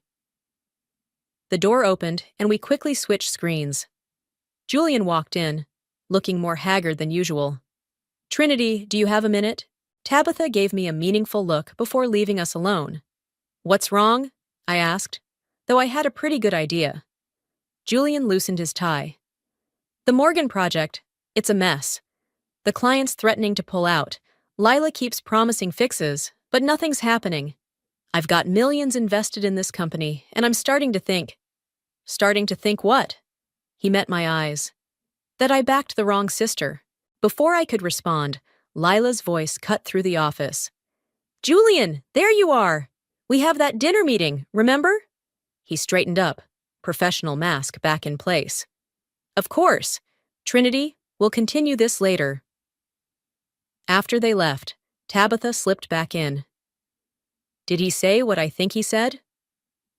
"He's starting to see through her, but we need more than suspicions." I pulled up my AI program again. "We need concrete proof." Just then, my phone rang. Mom's name flashed on the screen. I almost ignored it, but something made me answer. "Trinity? Baby, are you okay? Lila says you've been acting strange at work." I gripped the phone tighter. "Did she tell you why?" "She's worried about you. Says you've been distant, working odd hours. You're not still upset about the promotion, are you?" "Promotion?" I laughed bitterly. "Is that what she called it?" "Trinity. Mom, I have to go. I'm in the middle of something." I hung up, hands shaking. Tabitha touched my shoulder. "You should tell your mom the truth." "Not yet. Not until—" My voice cut off as new data flashed across my screen. "Wait, look at this." The AI had found something new. A pattern of deleted files, all traced back to Lila's login. But one document hadn't been completely erased. As we read it, my blood ran cold. "She's planning to sell the company's core technology," Tabitha gasped, "to our biggest competitor. That's why she's been moving money offshore. She's going to strip the company bare and run." I sat back, the full picture finally clear. Everything I built, she's going to destroy it all. A knock at the door made us jump. It was Julian again, but this time he looked different, determined. "I left my dinner meeting early," he said, closing the door behind him. "We need to talk about Lila." I studied him carefully. "What about her?" "I've been reviewing the company's financials. Things aren't adding up. And tonight at dinner, she tried to convince me to approve a technology transfer that would essentially gut the company's IP." I glanced at my screen, then back at Julian. "And what do you want me to do about it?" He stepped closer. "Help me stop her. I know you've been working on something. I've seen you and Tabitha here late at night. Whatever it is, if it can prove what I suspect." I shared a look with Tabitha, who nodded slightly. "Sit down," I said, turning my monitor toward him. "There's something you need to see." For the next hour, we showed him everything. The financial trails, the deleted files, the pattern of deception. His face grew darker with each revelation. "This is incredible," he said finally. "Your AI found all this?" "It's still learning, still finding new connections. But yes." He stood up, straightening his jacket. "We need to take this to the board, immediately." "Not yet," I said. "We need one more piece, something even Lila can't talk her way out of." "What's that?" I smiled, feeling for the first time in months that I was back in control. "The proof that she's planning to sell our core technology. Give me 2 days. I know exactly where to look." After Julian left, Tabitha hugged me tight. "We're really doing this." "Yes," I said, turning back to my computer. "It's time to show my sister that some things are unforgivable. And karma's coming for her." I worked through the night, my AI searching, learning, finding. Somewhere in the building, Lila was probably sleeping peacefully, thinking she had won. But she forgot one crucial thing about me. I don't just write code. I write justice. The next morning, I arrived early to find someone waiting outside my office. Cade Johnston, one of the most respected tech veterans in the industry. My heart skipped a beat. What was he doing here? "Trinity," he said, extending his hand. "I've been following your work for a while. Mind if we talk? I glanced at my computer, where my AI was still running searches, then back at him. Of course, please come in. As we sat down, Lila appeared in the doorway, her face flickering with surprise, before settling into a practiced smile. Cade, I didn't know you were coming by today. This isn't an official visit, he said coolly. I'm here to speak with Trinity about her AI developments. Lila's smile tightened. As CEO, I should probably sit in. That won't be necessary, Cade cut her off. This is a technical discussion. After Lila left, clearly fuming, Cade leaned forward. Your sister's made quite a few enemies in the industry lately, especially with these rumors about selling proprietary technology. My fingers twitched toward my keyboard. What have you heard? Enough to be concerned, but that's not why I'm here. He pulled out his tablet, showing me a technical forum post. This code snippet you shared 3 months ago, it's brilliant, and I suspect it's just the surface of what you're really working on. Before I could respond, Tabitha burst in. Trinity, you need to see this. She stopped short, seeing Cade. Oh, I'm sorry, I didn't. Show me, I said, nodding toward my screen. She rushed over, pulling up a series of emails my AI had uncovered. Look at this correspondence between Lila and Tech Giant's acquisition team. She's already negotiated a price for our core patents. Cade stood up, looking at the screen. This is serious. If she sells those patents, your company's finished. It's not just the patents, I said, pulling up more data. Look at these financial transfers. She's been systematically weakening the company while building her own exit strategy. How did you find all this? Cade asked, studying the patterns on screen. I hesitated, then decided to trust him. I built an AI system that can detect patterns in corporate data, financial transactions, communications, deleted files. It sees everything. His eyes widened. That's why you shared that code snippet. You were testing part of the algorithm. A knock at the door interrupted us. Julian entered, looking anxious. Trinity, we have a problem. Lila's called an emergency board meeting for tomorrow morning. What? Why? She's presenting a strategic restructuring plan. I think she's making her move. Tabitha grabbed my arm. She must know we're onto her. I turned to Cade. Why are you really here? He smiled. Because I've been watching you, Trinity, waiting to see how you'd handle this situation. You've built something remarkable, not just the AI, but the way you've approached this whole mess. The industry needs leaders like you. I'm not a leader anymore, I said bitterly. Lila made sure of that. No, he said firmly. You're exactly the kind of leader we need. Someone who builds rather than destroys. Someone who fights with intelligence rather than manipulation. Julian stepped forward. He's right, and we need to act now. The board meeting will be too late, I finished, an idea forming. Unless, Cade, would you be willing to help us? What do you need? I pulled up my AI's interface. How would you like to see what this system can really do? For the next few hours, we worked frantically. Cade's industry expertise helped us understand exactly what Lila was planning. Julian contacted key board members, preparing them for what was coming. Tabitha and I fine-tuned the AI, making sure every piece of evidence was irrefutable. As evening fell, Lila appeared again, her confidence clearly shaken by Cade's presence. Trinity, about tomorrow's meeting. Save it, I said, not looking up from my screen. We both know what tomorrow is about. She stepped closer, lowering her voice. You're my sister, don't forget that. I finally met her eyes. You forgot it first. After she left, Cade put a hand on my shoulder. You ready for tomorrow? I looked at my screen, where the final pieces of evidence were falling into place. I've been ready since the day she betrayed me.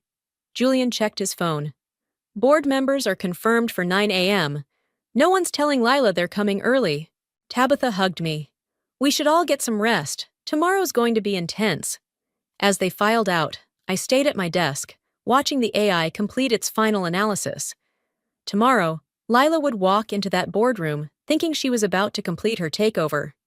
Instead, she'd find out what happens when you underestimate the quiet one who built everything you tried to steal. Game over, sis, I whispered to my empty office. Time to face the consequences. I arrived at the office at 7 a.m., 2 hours before the board meeting. The evidence was ready, backed up in 3 different places. My hands shook slightly as I set up the presentation room. "You're early," came a voice from the doorway. I turned to find Mom standing there, looking uncertain. "Mom, what are you doing here?" "Lila called me last night, said you've been acting strange, making accusations. She's worried about you, baby." Of course she'd called Mom. One last manipulation. "Did she tell you about the offshore accounts? The stolen technology? The fraud?" "She said you might say things like that." Mom stepped closer. "Honey, maybe you need some time off. Lila says—" "Stop telling me what Lila says." My voice cracked. "For once, just listen to me." The door opened again. Tabitha walked in, followed by Julian and Cade. Their presence gave me strength. "Mrs. Murray," Cade said formally, "I'm Cade Johnston. I think you should stay for this meeting. See for yourself what's really happening." Mom looked confused, but sat down. Over the next hour, board members arrived, each looking grim. At 8:55, Lila strode in, faltering slightly when she saw the packed room. "I thought the meeting was at 9, she said, trying to maintain her composure. "It is," Julian replied, "but we had some things to discuss first." Lila's eyes darted to Mom, then back to the board. "I've prepared a comprehensive restructuring plan." "Before that," I interrupted, standing up, "there's something the board needs to see." I pulled up my presentation. The AI's findings filled the screen. Transaction records, deleted emails, secret negotiations with competitors. With each slide, Lila's face grew paler. "These documents are fake," she tried. "Trinity's obviously manipulated." "The AI doesn't manipulate," Cade cut in.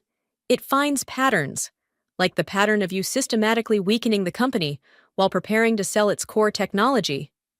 Mom gasped. "Lila, what is he talking about?" "Don't listen to them, Mom. Trinity's just jealous because—" "Because what?" I asked quietly. "Because I built something and you stole it? Because I trusted you and you betrayed me?" Julian stood up. "The evidence is clear. Ms. Murray has been engaging in corporate fraud, theft of intellectual property, and conspiracy to sell protected technologies to competitors." "You can't prove any of this," Lila shouted, her careful mask finally cracking. I clicked to the final slide. "Actually, we can. This is a recording from your meeting with Tech Giant's acquisition team yesterday. The one you didn't know was being archived by the AI." Lila's voice filled the room. "Once the patents are transferred, you'll have complete control of the technology. Trinity won't be able to stop it. The offshore accounts are ready." Mom started crying. Lila rushed to her, but Mom pulled away. "How could you?" Mom whispered. "Your own sister." "I did it for us," Lila snapped. "To make us rich, to get us out of that life you always complained about. Trinity doesn't understand business. She understood enough to catch you," Cade interrupted. "The SEC has been notified. They're probably in the lobby right now." As if on cue, 2 federal agents entered the room. Lila's eyes went wild. She turned to me, desperation replacing her usual confidence. "Trinity, please, we can fix this. We're sisters." I stood up, finally facing her directly. "We stopped being sisters the day you decided to destroy everything I built." The agents moved forward. One began reading Lila her rights, while the other handcuffed her. As they led her out, she looked back one last time. "Mom, tell her to stop this!" But Mom just shook her head, tears streaming down her face. After Lila was gone, the room erupted in chaos. Board members talked urgently among themselves. Julian started making calls to calm investors. Mom approached me slowly. "I'm so sorry, baby. I should have listened to you." "It's okay, Mom. She fooled a lot of people." Cade cleared his throat. "Trinity, the board would like to speak with you about the company's future." I hugged Mom quickly, then turned to face the board. The next few hours would be crucial. stabilizing the company, reassuring clients, protecting our technology. But for the first time in months, I felt ready. Tabitha squeezed my hand. You did it. We did it, I corrected her, looking at my unlikely team. Tabitha, Julian, Cade, even Mom. And we're just getting started. As I walked to the head of the table, I caught my reflection in the window. I didn't see the quiet coder anymore, or the betrayed sister. I saw someone stronger, someone who had learned that sometimes justice comes through lines of code rather than confrontation. The board chairman spoke. Trinity, we'd like to discuss your return as CEO. I sat down, ready to rebuild what Lila had tried to destroy. Let's talk about the future. The news of Lila's arrest exploded across tech media. As I walked into the office the next morning, every screen seemed to be playing the same footage. My sister being led out in handcuffs, her perfect image finally shattered. Trinity! Tabitha rushed up to my new old office, the one Lila had taken from me. You need to see this. She handed me her tablet. An email from our biggest client, the Morgan contract that Lila had nearly destroyed. In light of recent events, we'd like to reaffirm our commitment to working with the original leadership. They're staying, I breathed. Even after everything? They're not just staying. Julian appeared in the doorway. 3 more major clients called this morning. They want to expand their contracts. Turns out your reputation in the tech community means something. My phone buzzed, a text from Mom. At the courthouse, Lila's bail hearing. Do you want to come?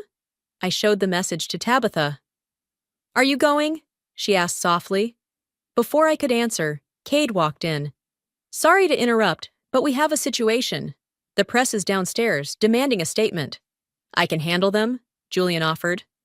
No, I said, standing up. It's time I faced this head on. In the elevator down, Cade briefed me. Keep it professional. Focus on the company's future, not the personal betrayal. And remember, you're not just fighting for your company now. You're fighting for every woman in tech who's been underestimated. The lobby was packed with reporters. Camera flashes burst as I approached the podium. Ms. Murray, how does it feel to take down your own sister? Was this revenge? Did you develop the AI specifically to trap Lila? I held up my hand, waiting for quiet. This isn't about revenge. It's about justice, about protecting what we built here. The technology, the jobs, the trust of our clients. Yes, Lila is my sister, but this company is my family too, and I had to protect it. More questions flew, but a commotion at the back of the room drew everyone's attention. Mom pushed through the crowd, her eyes red from crying. Trinity, she called out. The hearing. Lila wants to see you.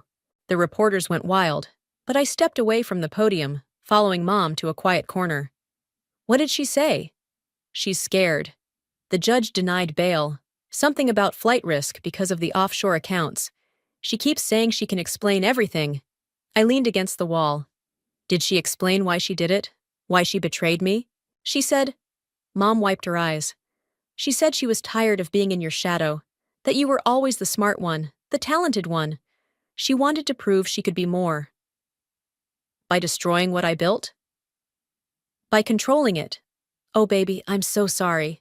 I should have seen what she was doing to you. Cade appeared beside us. Trinity, the board's waiting upstairs. We need to discuss the company's direction. I hugged Mom quickly. Tell Lila, tell her I hope it was worth it. Back in the boardroom, Julian had prepared a presentation on stabilizing the company.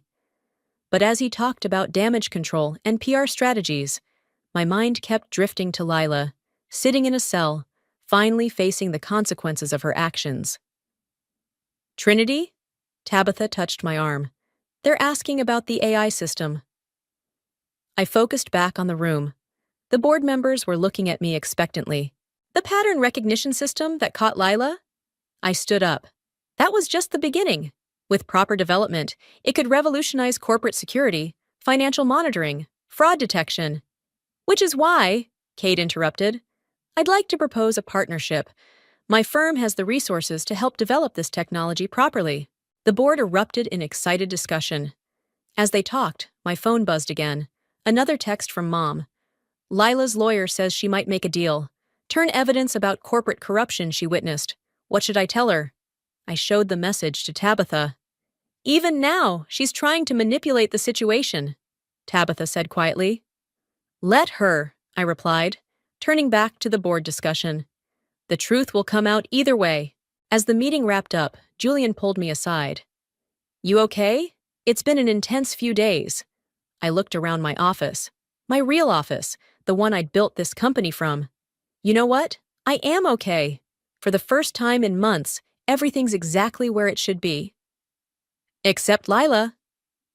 No, I said firmly. She's exactly where she should be too. Sometimes karma needs a little help from an AI system.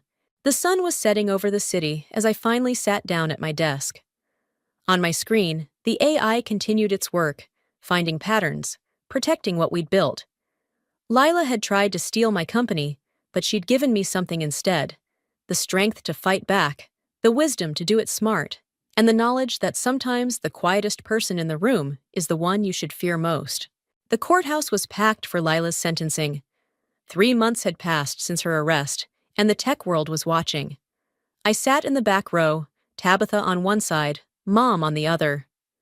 The defendant will rise, the judge announced. Lila stood, wearing a plain gray suit instead of her usual designer clothes. She looked smaller somehow, her confidence stripped away by prison walls and legal proceedings. Before I deliver the sentence, the judge continued, would you like to make a statement? Lila turned, her eyes finding mine in the crowd. I want to apologize. To my sister Trinity. I thought I was proving something, but I was just destroying everything she built. Everything we could have built together. Mom squeezed my hand as Lila continued. I let ambition blind me. I forgot what it meant to be a sister. And now, her voice cracked. Now I've lost everything that actually mattered. The judge nodded gravely. While your remorse is noted, the severity of your crimes cannot be ignored. Corporate fraud, theft of intellectual property, conspiracy to sell protected technologies. I barely heard the sentence. 5 years, plus restitution. All I could see was Lila's face as reality hit her. 5 years. Our childhood together had lasted longer than she'd be in prison. Outside the courthouse, reporters swarmed. Trinity, will you rebuild the company? Aunt, any comment on your sister's sentence? Kate appeared, creating a path through the crowd. Ms. Murray has already rebuilt the company. In fact, she has an announcement to make this afternoon. In the car, Mom was quiet. Finally, she spoke. 5 years. My baby girl. She did this to herself, Mom, I said gently. She had choices. I know. Where did I go wrong with her? Tabitha, who was driving, caught my eye in the rearview mirror. You didn't go wrong. Some people just want more than they're willing to earn. Back at the office, Julian was waiting with the final contracts. Everything's ready for the announcement. The partnership with Cade's firm, the new security division, the AI licensing deals. I looked around the conference room, remembering how it all started, pressing my ear against the door, hearing Lila plot against me. Now I was about to announce something that would change the industry. The press is ready, Tabitha said, poking her head in. I straightened my jacket and walked to the podium. Camera flashes erupted as I began speaking. Today, we're announcing the launch of Guardian AI, a revolutionary system for detecting corporate fraud and protecting intellectual property. The same technology that exposed corruption in our own company will now help protect others. Questions flew from reporters. Was this inspired by your sister's crimes? How does it feel to turn a personal tragedy into a business triumph? I held up my hand. This isn't about my sister. It's about creating something positive from a negative situation, about building rather than destroying. Cade stepped forward. Our partnership will make this technology available to companies worldwide. Trinity's vision goes far beyond personal vindication. After the press conference, I found Mom sitting in my office, holding a framed photo, Lila and me as kids, grinning in our tiny Bronx apartment. She asked to see you, Mom said quietly. In prison. I sat down heavily. I don't know if I can. You don't have to decide now, but she's still your sister. Is she? Because the sister in that photo would never have tried to destroy me. A knock at the door. Tabitha with more good news. The Morgan contract just doubled. They want to be the first to implement Guardian AI. Mom stood up, kissing my cheek. I'm going to visit Lila. Want me to tell her anything? I thought about Lila in her cell, about the choices that led her there. Tell her I hope she uses these 5 years to remember who she was in that photo. After Mom left, I walked to the window. The city stretched out below, full of companies that could benefit from what we'd built. Not just the AI, but the lesson behind it. You okay? Tabitha asked softly. You know what's strange? Part of me misses her. Not who she became, but who she was. My big sister who used to protect me from playground bullies. Maybe that person's still in there somewhere. Maybe. I turned back to my desk, where the contracts waited. But right now, we have work to do. Julian appeared with champagne. Time to celebrate? Time to build, I corrected him, but I was smiling. Guardian AI is just the beginning. As we toasted our new venture, I thought about karma, about justice, about the strange paths that lead us to where we're meant to be. Leela had tried to steal my dream, but instead, she'd forced me to make it bigger.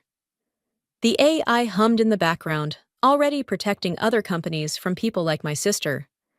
Sometimes the best revenge isn't destruction, it's creation. Building something so strong that even betrayal can't break it. The prison visiting room was colder than I expected.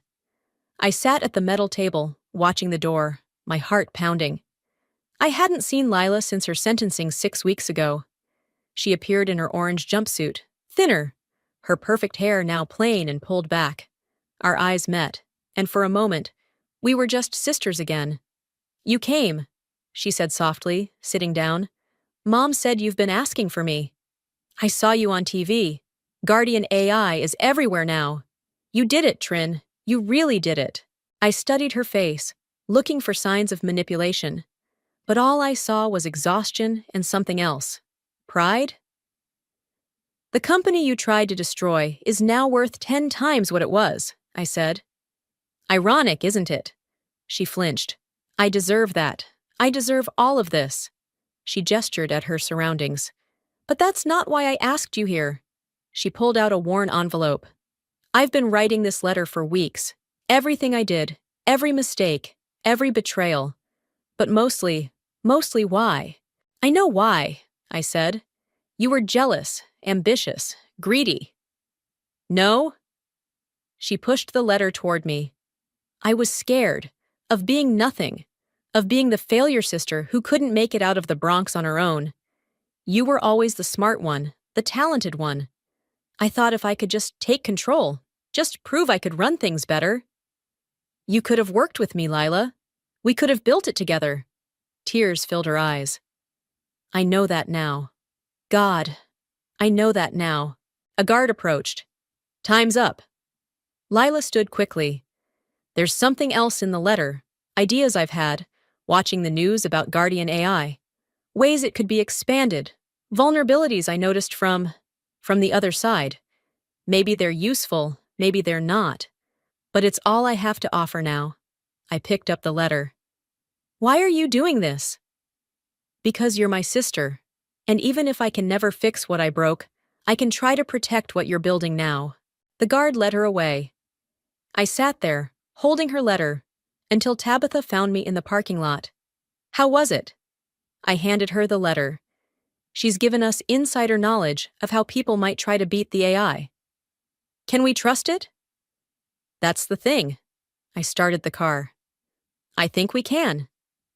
Back at the office, Julian and Cade were waiting with big news. The Senate committee wants you to testify about corporate fraud prevention, Julian announced. Guardian AI is becoming the gold standard. Ha, perfect timing, I said, pulling out Lila's letter. Because we're about to make it even better.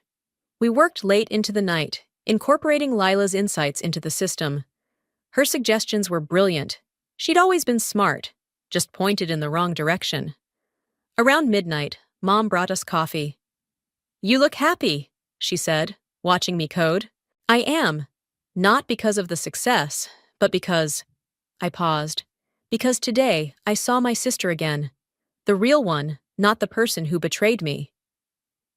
People can change, Tabitha said, squeezing my shoulder. They can, I agreed. But more importantly, we can change how we respond to them. The next morning, I had the team gather in the conference room. Guardian AI was born from betrayal, I told them. But its future will be about prevention, not punishment, about helping people make better choices. Speaking of choices, Cade said, the Tech Industry Leadership Awards announced their shortlist.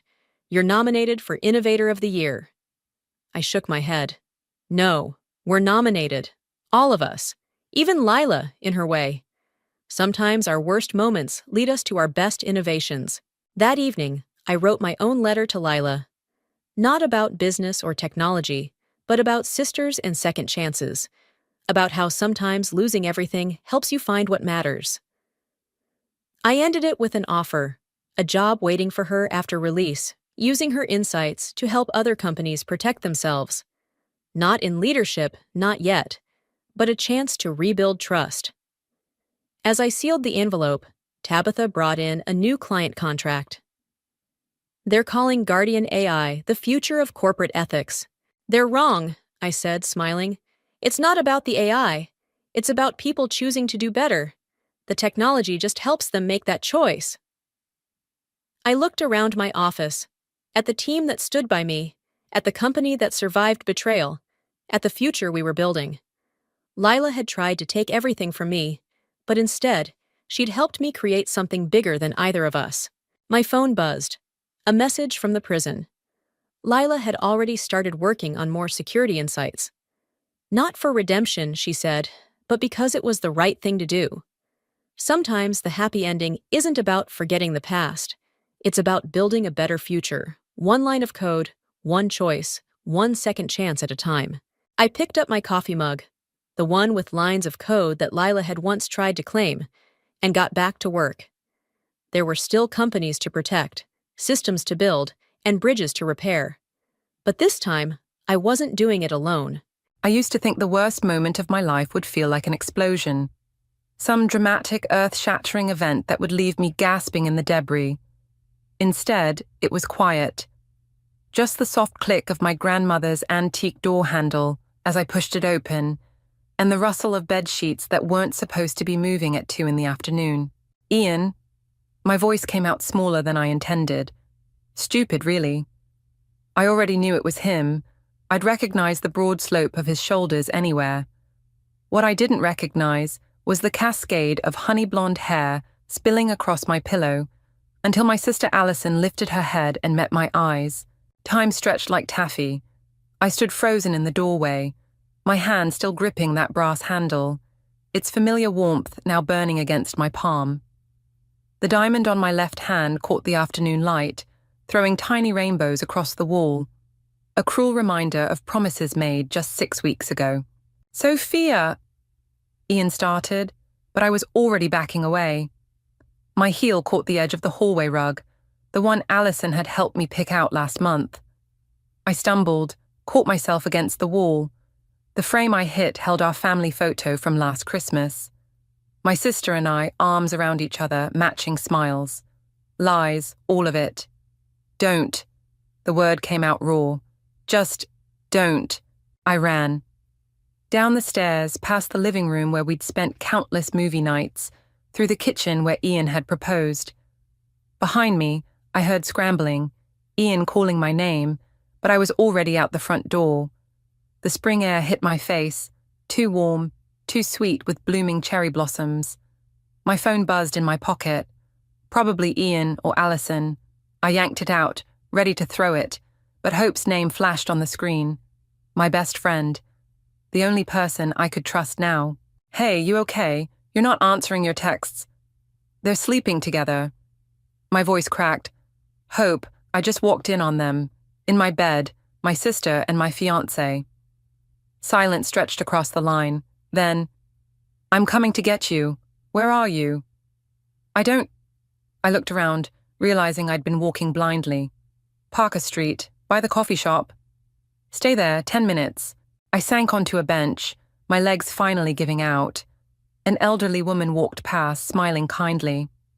She probably thought I was just another young professional taking a break. She couldn't see how my world had imploded, how every memory was being rewritten in cruel new light.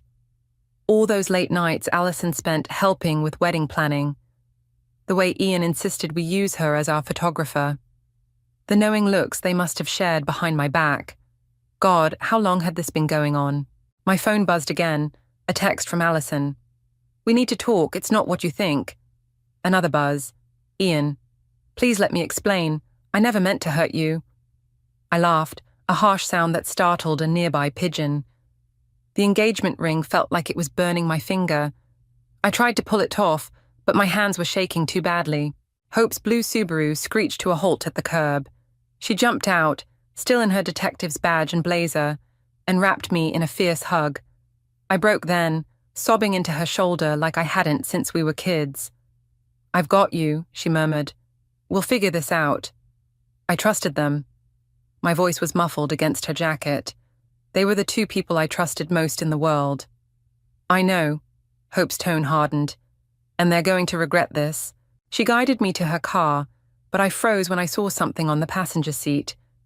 A cream-colored envelope, elaborate gold lettering visible through the window. "What's that?" Hope's expression darkened. "It came to the station today. I was bringing it to you." I picked up the envelope with numb fingers. The return address was my sister's. Inside was a wedding invitation, dated 3 months from now. The names made my stomach lurch. "Alison Cooper and Ian Long request the pleasure of your company." 3 months, I whispered. "They're getting married in 3 months." Hope's hand found mine, squeezing hard. "What do you want to do?" I stared at the invitation, at my sister's name, entwined with my fiancé's in elegant script.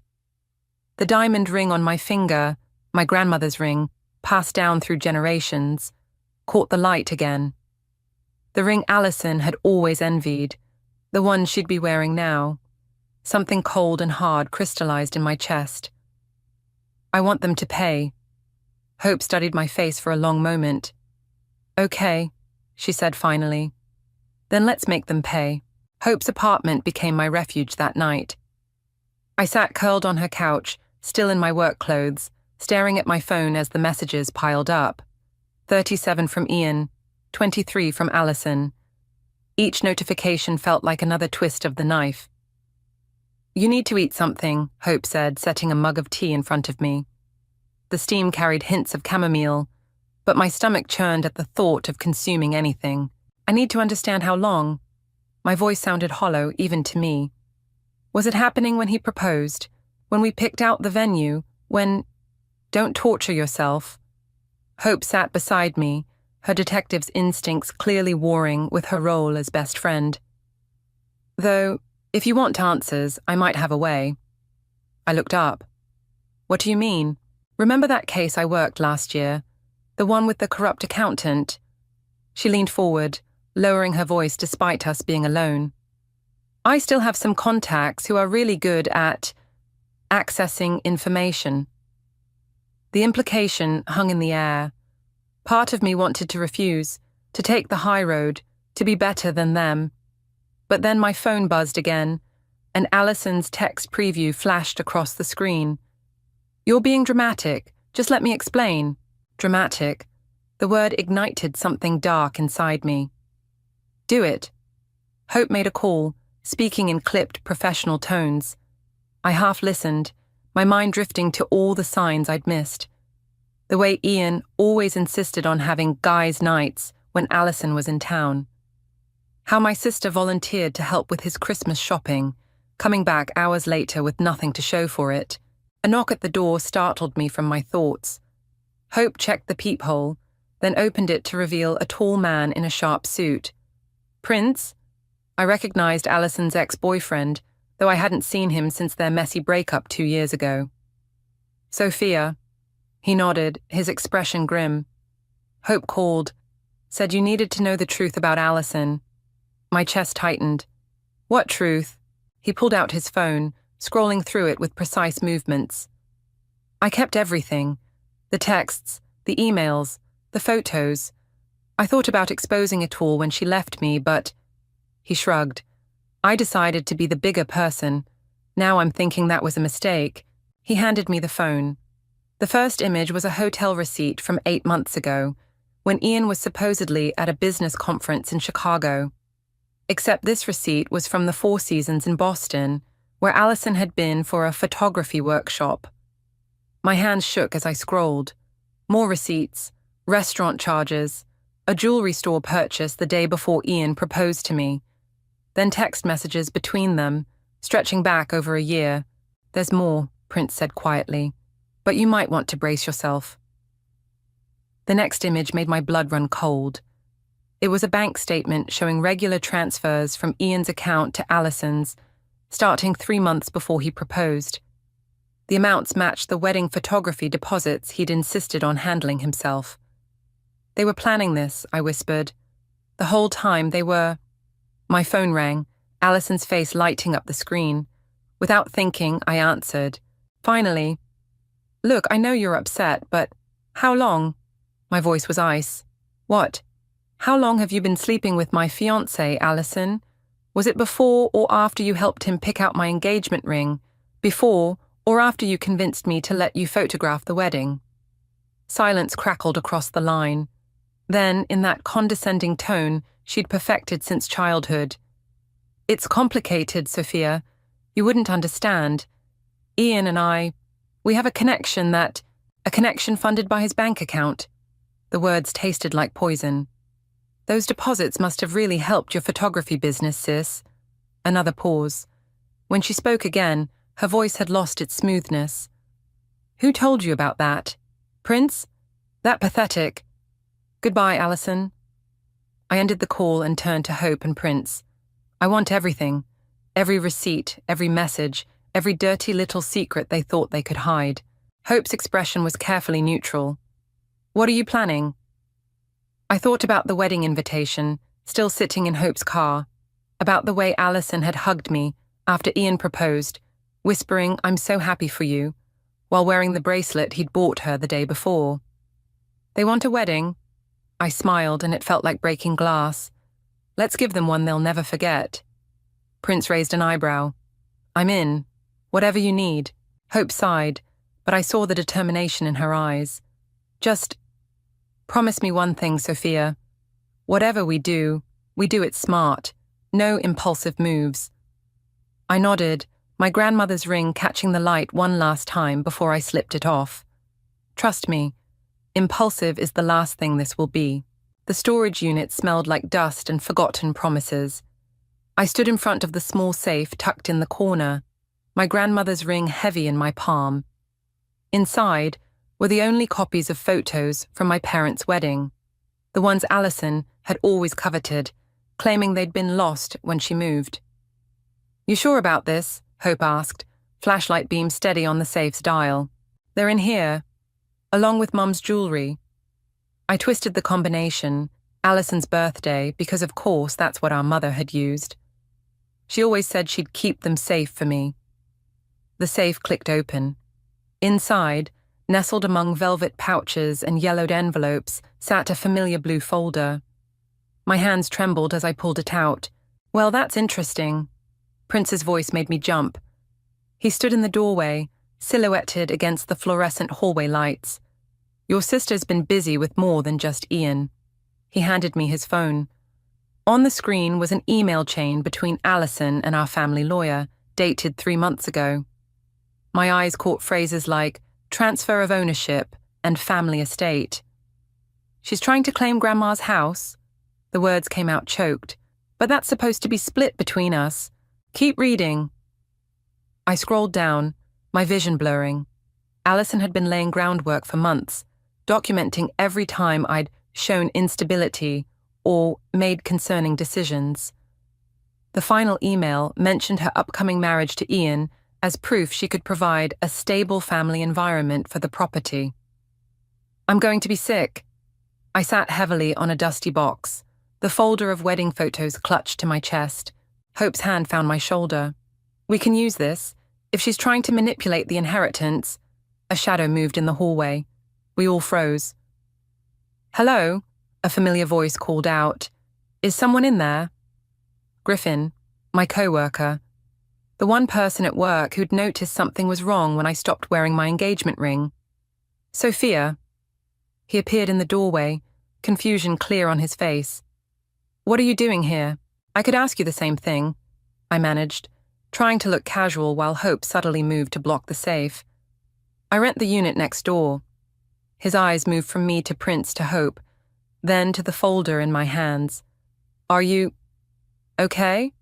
You've seemed off lately, and now this." "I'm fine." The lie tasted bitter. "Just collecting some old photos." "At 9 p.m., with a detective." He gestured to Hope's badge, still visible on her belt. "Look, if you're in trouble—" "She's not," Prince cut in smoothly. "But someone else might be, someone who's been taking advantage of family connections." Understanding dawned in Griffin's eyes. "This is about your sister, isn't it? And Ian." The sound of their names together made me flinch. Griffin noticed. "Let me help," he said quietly. "Whatever's going on, you don't have to handle it alone." "You don't understand what you're offering," I warned. "This could get messy. I understand enough." He stepped fully into the unit, closing the door behind him. "I understand that two people who claimed to love you betrayed you, and I understand that sometimes justice needs a little help." Hope shot me a warning look, but I was already pulling out my phone, showing Griffin the evidence Prince had gathered. His expression darkened as he scrolled. "There's more," I said, opening the folder of wedding photos. "She's trying to steal our inheritance, using her relationship with Ian to prove she's more stable than me." Griffin handed back my phone. "You know what's interesting about financial fraud? It's amazing how many people forget about digital footprints, especially when they're accessing legal documents they shouldn't have." "What do you mean?" "I mean, I work in cybersecurity, Sophia. And if someone were hypothetically trying to access confidential files without authorization..." Hope straightened. "That would be a criminal offense. Only if they get caught." Griffin's smile was sharp. "So, what's the plan?" I looked at the three people around me. Hope with her legal knowledge, Prince with his evidence, Griffin with his technical skills. Then I thought of Allison's smug text. "You're being dramatic. The plan," I said, pulling out the wedding invitation, "is to make sure their perfect day has some unexpected guests, starting with the family lawyer." "That's risky," Hope cautioned. "If we move too fast..." My phone buzzed. A text from Adam, my ex. "Heard about Ian. Need to talk. It's important." "Speaking of unexpected guests," Prince muttered. I stared at the message, remembering how things had ended with Adam, messy and unfinished, like a book missing its final chapter. Now he wanted back in the story. "Maybe we need risky," I said, more to myself than the others. "Maybe safe is what got me here in the first place." I typed back a single word. "When?"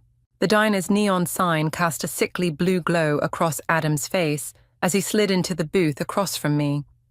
3 years since our breakup, and he still ordered the same black coffee, still wore that battered leather jacket. "You look good," he said, studying me over the rim of his mug. Considering my fiancé is marrying my sister." The words didn't hurt as much as they had yesterday.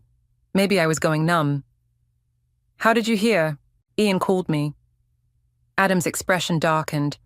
Wanted to explain his side before I found out from someone else, like he was doing me a favor. My stomach clenched. "What did he say?" "That you were unstable, that Allison was just trying to help, and things happened." He reached across the table, his fingers brushing mine. "I know that's bullshit, Sophia. I know you." I pulled my hand back. "Do you?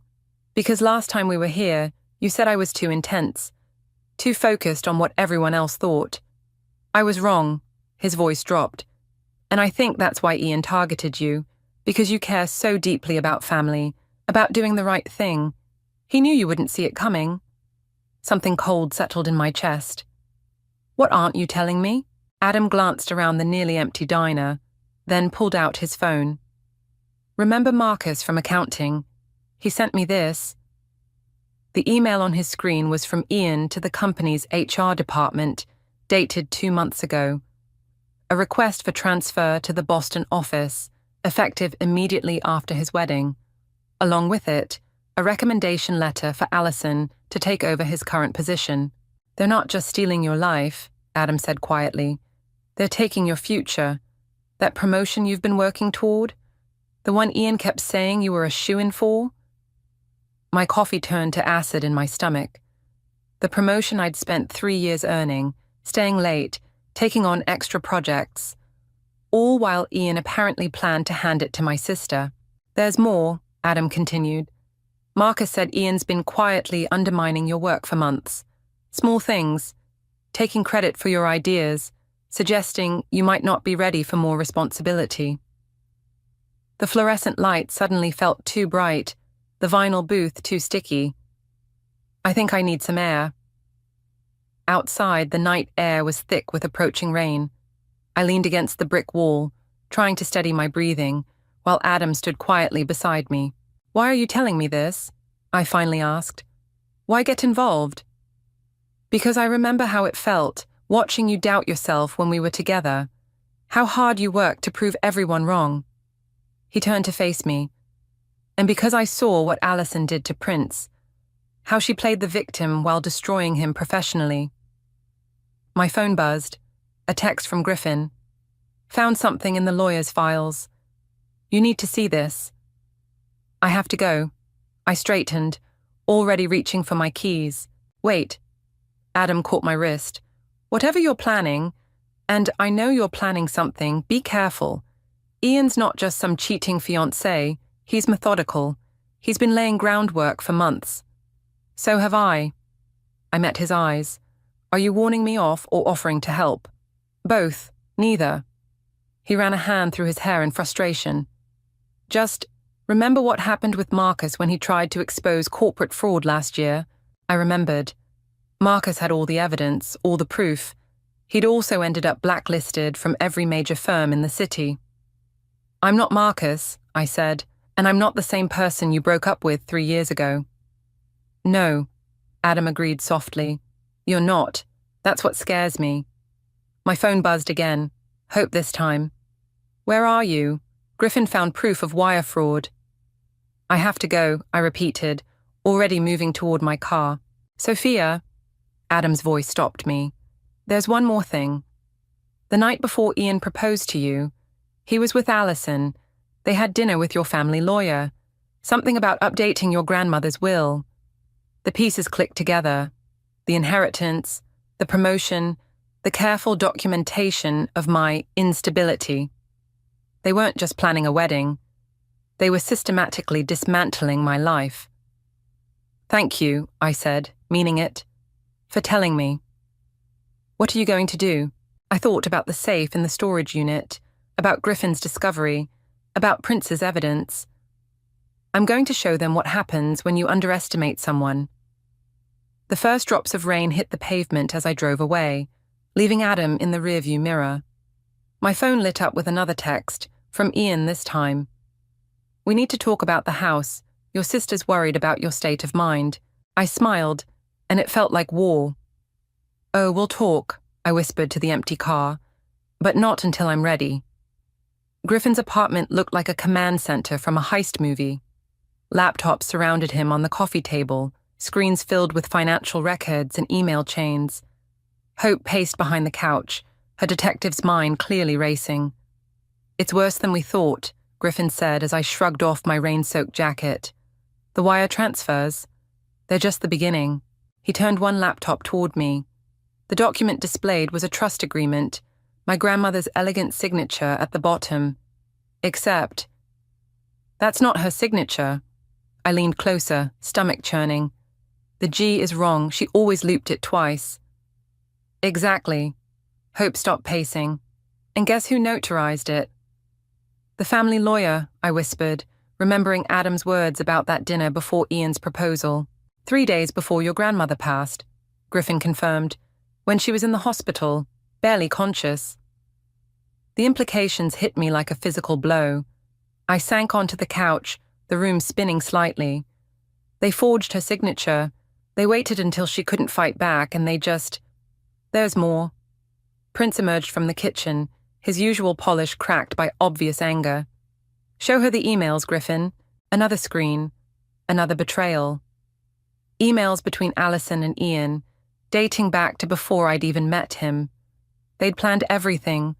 How he would accidentally meet me at the charity gala.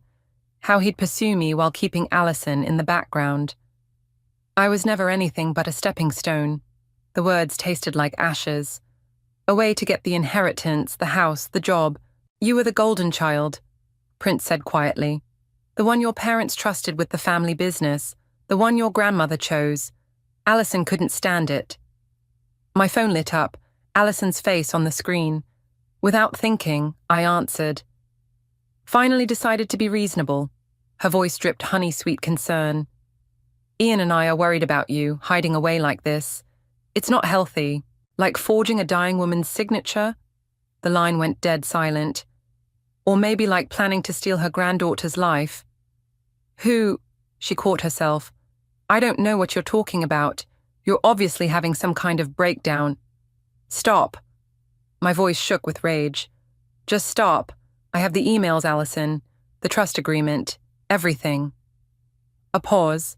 Then her tone changed completely. What do you want? Excuse me. To keep quiet. What's your price?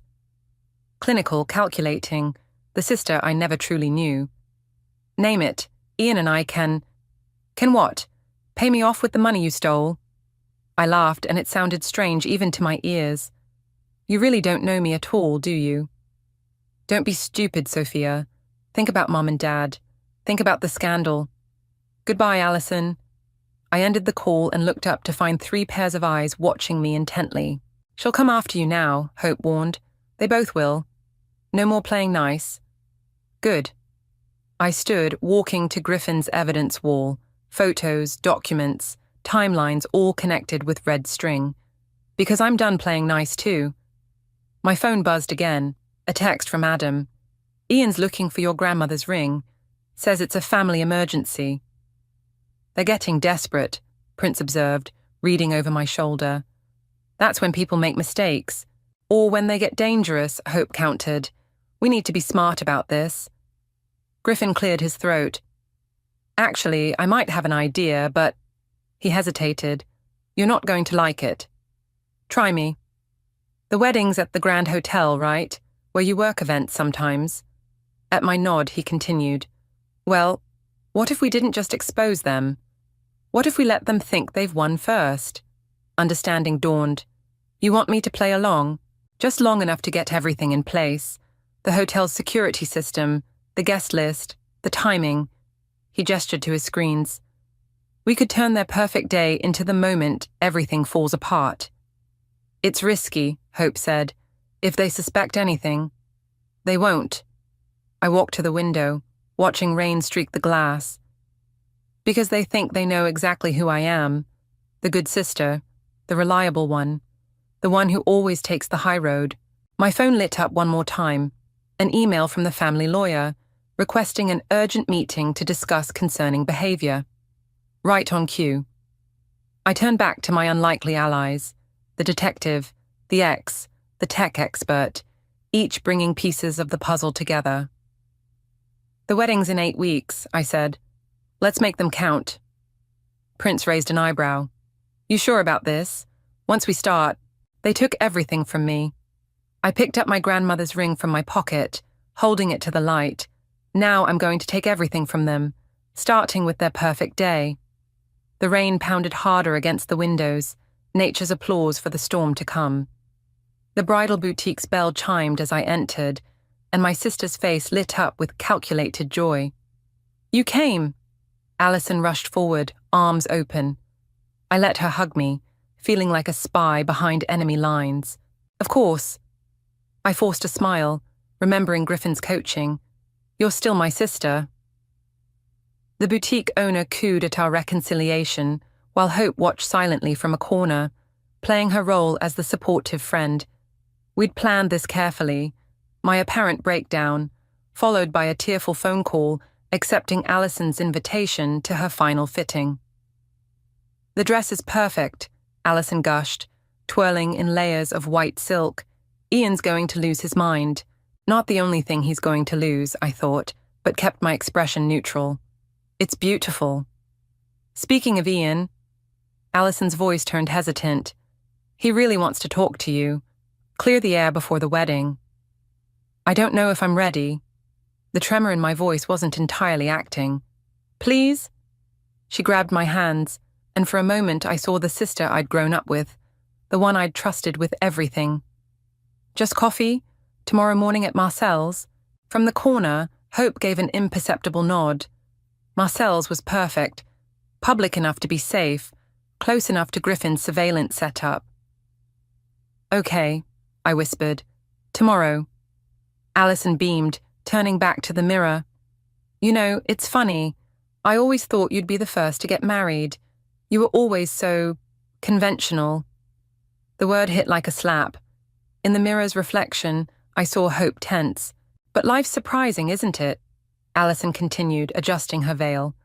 Sometimes the person you think is perfect for someone else turns out to be perfect for you instead. My nails dug into my palms. How long? How long were you in love with him? Alison's hand stilled on the veil. Our eyes met in the mirror. Always, she said softly, since the night you introduced us. But he was with you, and I tried to be happy for you both. I really did. Liar. The word slipped out before I could stop it.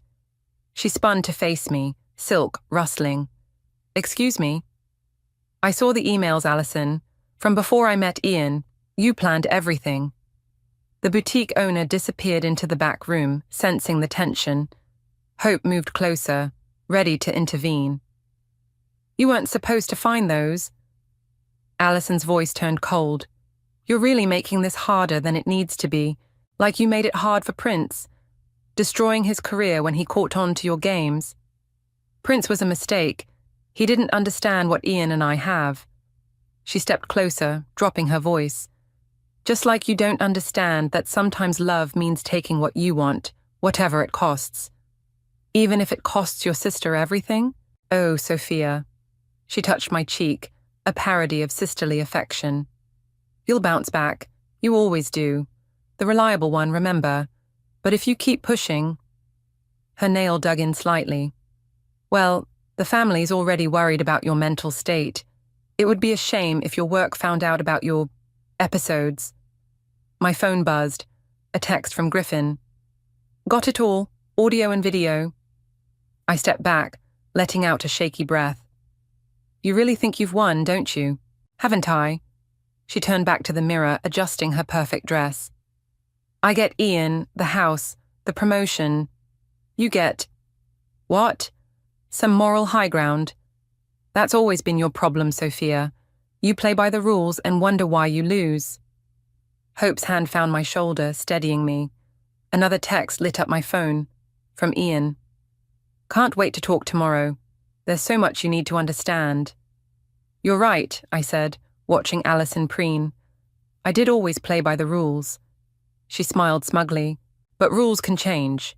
I walked out of the boutique, Hope close behind. In the car, she finally spoke. You okay? No.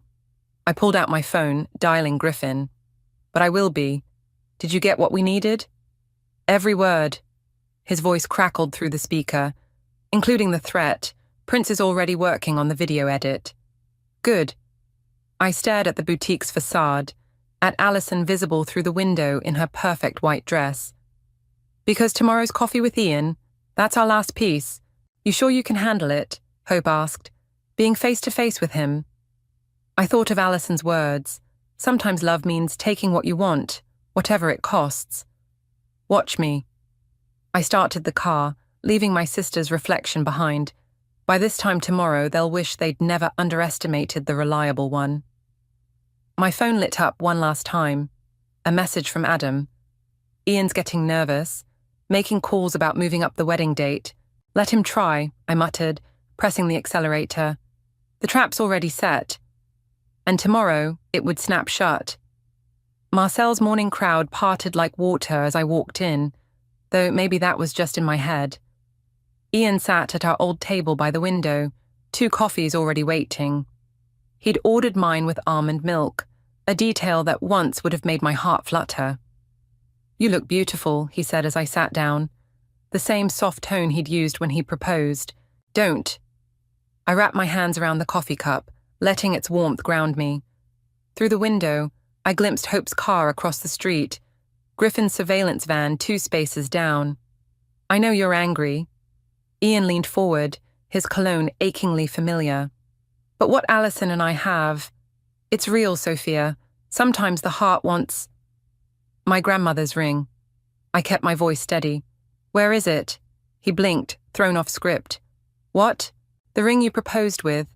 The one that disappeared from my jewelry box the day after I caught you together." I met his eyes. "The family heirloom you're planning to give my sister." "That's not—" He glanced around, lowering his voice. "Look, your grandmother would have wanted—" "Don't you dare." My cup rattled against the saucer. "Don't you dare tell me what she would have wanted. You're not thinking clearly." His hand reached for mine.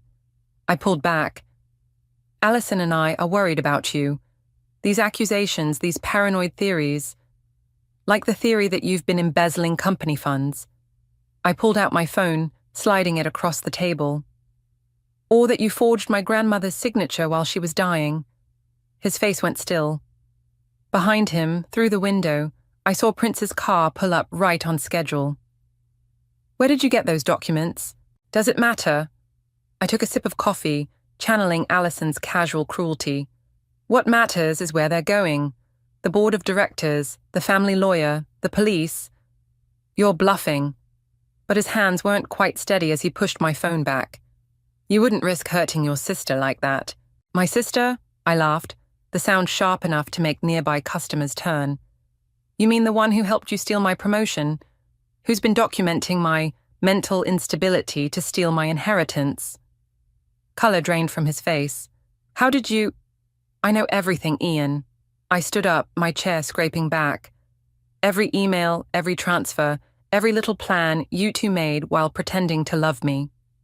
"Sophia, wait." He grabbed my wrist. "We can figure this out. Whatever you want." The cafe door chimed. Alison burst in, face flushed. "What did you do?" she demanded, waving her phone. "The lawyer just called. The trust agreement, the company records.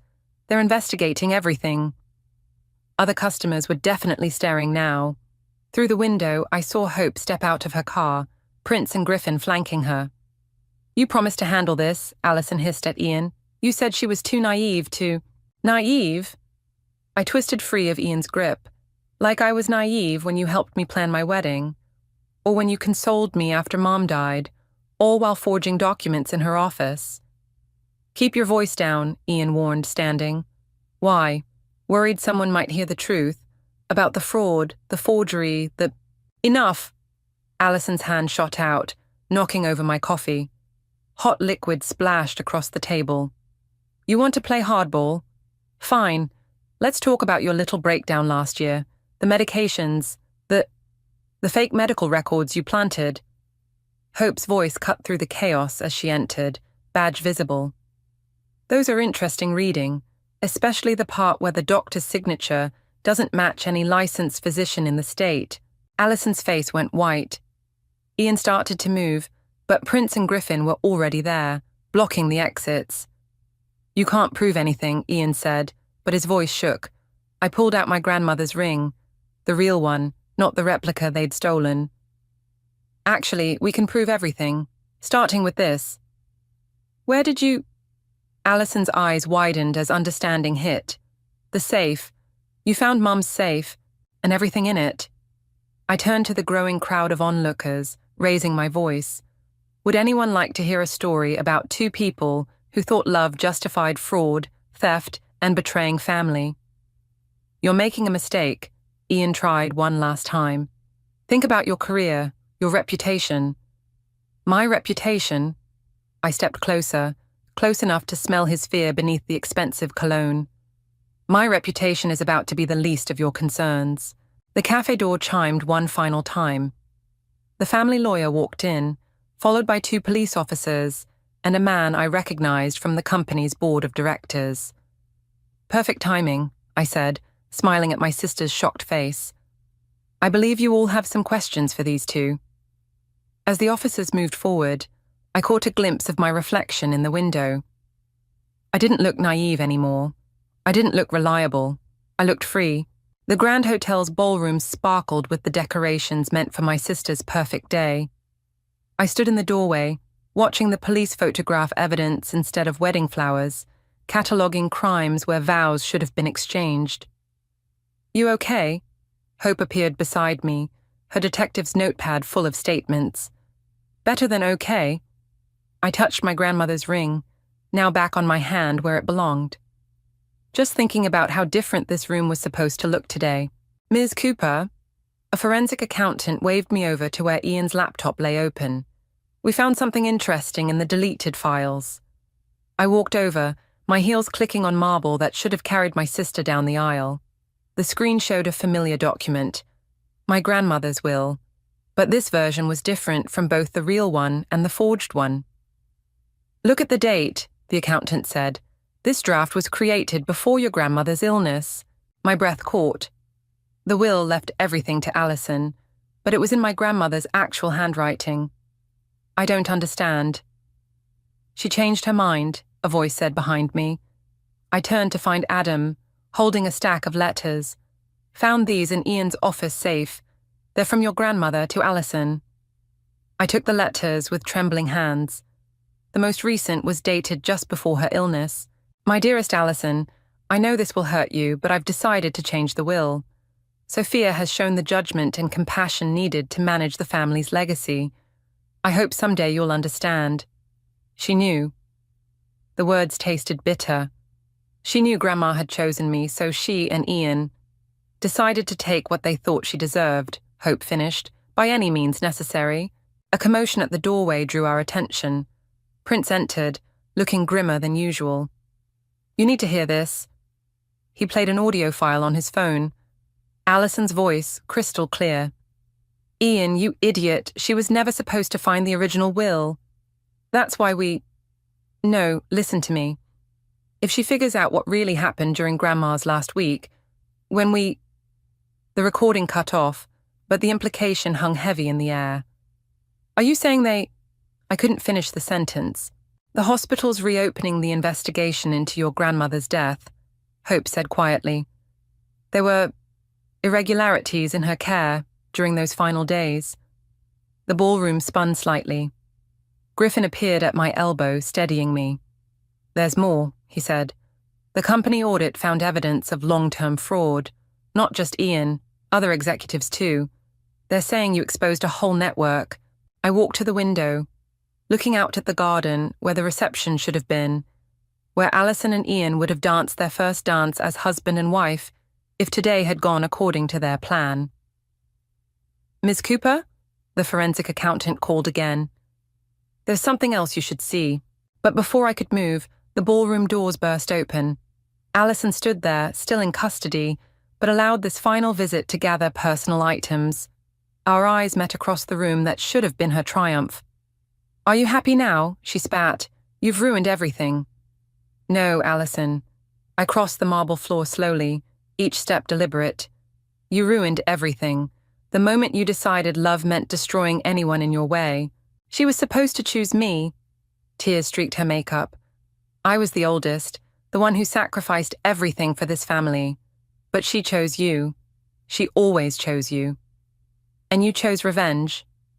I stopped in front of her, close enough to see the sister I'd lost beneath the stranger she'd become. Was it worth it? She laughed, a broken sound. You tell me, little sister. Was your revenge worth it? I thought about the months of planning, the nights spent building evidence instead of crying, the strength I'd found in my anger. This wasn't revenge, Alison. This was justice. For Grandma. For everyone you and Ian hurt. Justice, she echoed mockingly. Keep telling yourself that. The officers moved to lead her away. At the door, she turned back one last time. You know what's funny? In the end, you became exactly what you hated, someone who'd do anything to win. I watched her disappear down the hallway, her words echoing in the empty ballroom. Around me, Evidence was being bagged, statements taken, a criminal empire dismantled on what should have been its day of celebration. "She's wrong," Hope said, joining me. "You're nothing like them." I touched my grandmother's ring again, feeling its weight, not as a burden now, but as a reminder. "No," I said softly. "I'm something they never expected me to be. I'm free." I smoothed my hands over the silk dress, trying to calm the butterflies in my stomach. The rehearsal dinner was supposed to start in an hour, and everything was perfect. The fairy lights strung across the garden, the delicate peonies on every table, the champagne chilling in silver buckets. Tomorrow, I'd finally become Mrs. Josiah Ross. After 4 years together, our dream was about to come true. "Melina?" My soon-to-be sister-in-law's voice carried from the hallway. "Do you have a minute?" "Come in, Autumn," I called, still fussing with my hair in the mirror. I could use another opinion on these earrings. The door opened, but Autumn didn't step inside. Her face was drawn, lacking its usual warmth. "We need to talk, now." Something in her tone made my skin prickle. I turned away from the mirror, letting my hands drop to my sides. "What's wrong?" "Not here." She glanced over her shoulder. "Meet me in the garden, 5 minutes." Before I could respond, she was gone, leaving me standing alone with my reflection. The woman in the mirror looked uncertain now, her earlier glow dimming. I grabbed my wrap and headed downstairs, heels clicking against the wooden steps. The garden was eerily quiet, the fairy lights casting strange shadows. Autumn stood near the rose trellis, clutching a manila envelope. My chest tightened. "What's going on?" I asked, hating how small my voice sounded. "I'm so sorry," she whispered. "I tried to tell him not to do this today, but he insisted." She thrust the envelope toward me. "He wanted you to have these before tomorrow." My fingers trembled as I opened it. The legal letterhead swam before my eyes, but certain phrases jumped out with brutal clarity. Petition for dissolution of marriage, irreconcilable differences, property division. I don't understand. The papers slipped from my grasp, scattering across the grass like dead leaves.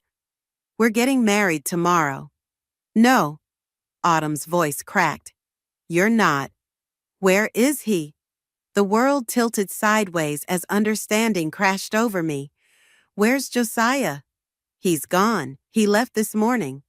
"Gone where?" I demanded, but I already knew. The signs had been there, the late nights at work, the mysterious texts, the way he'd grown distant.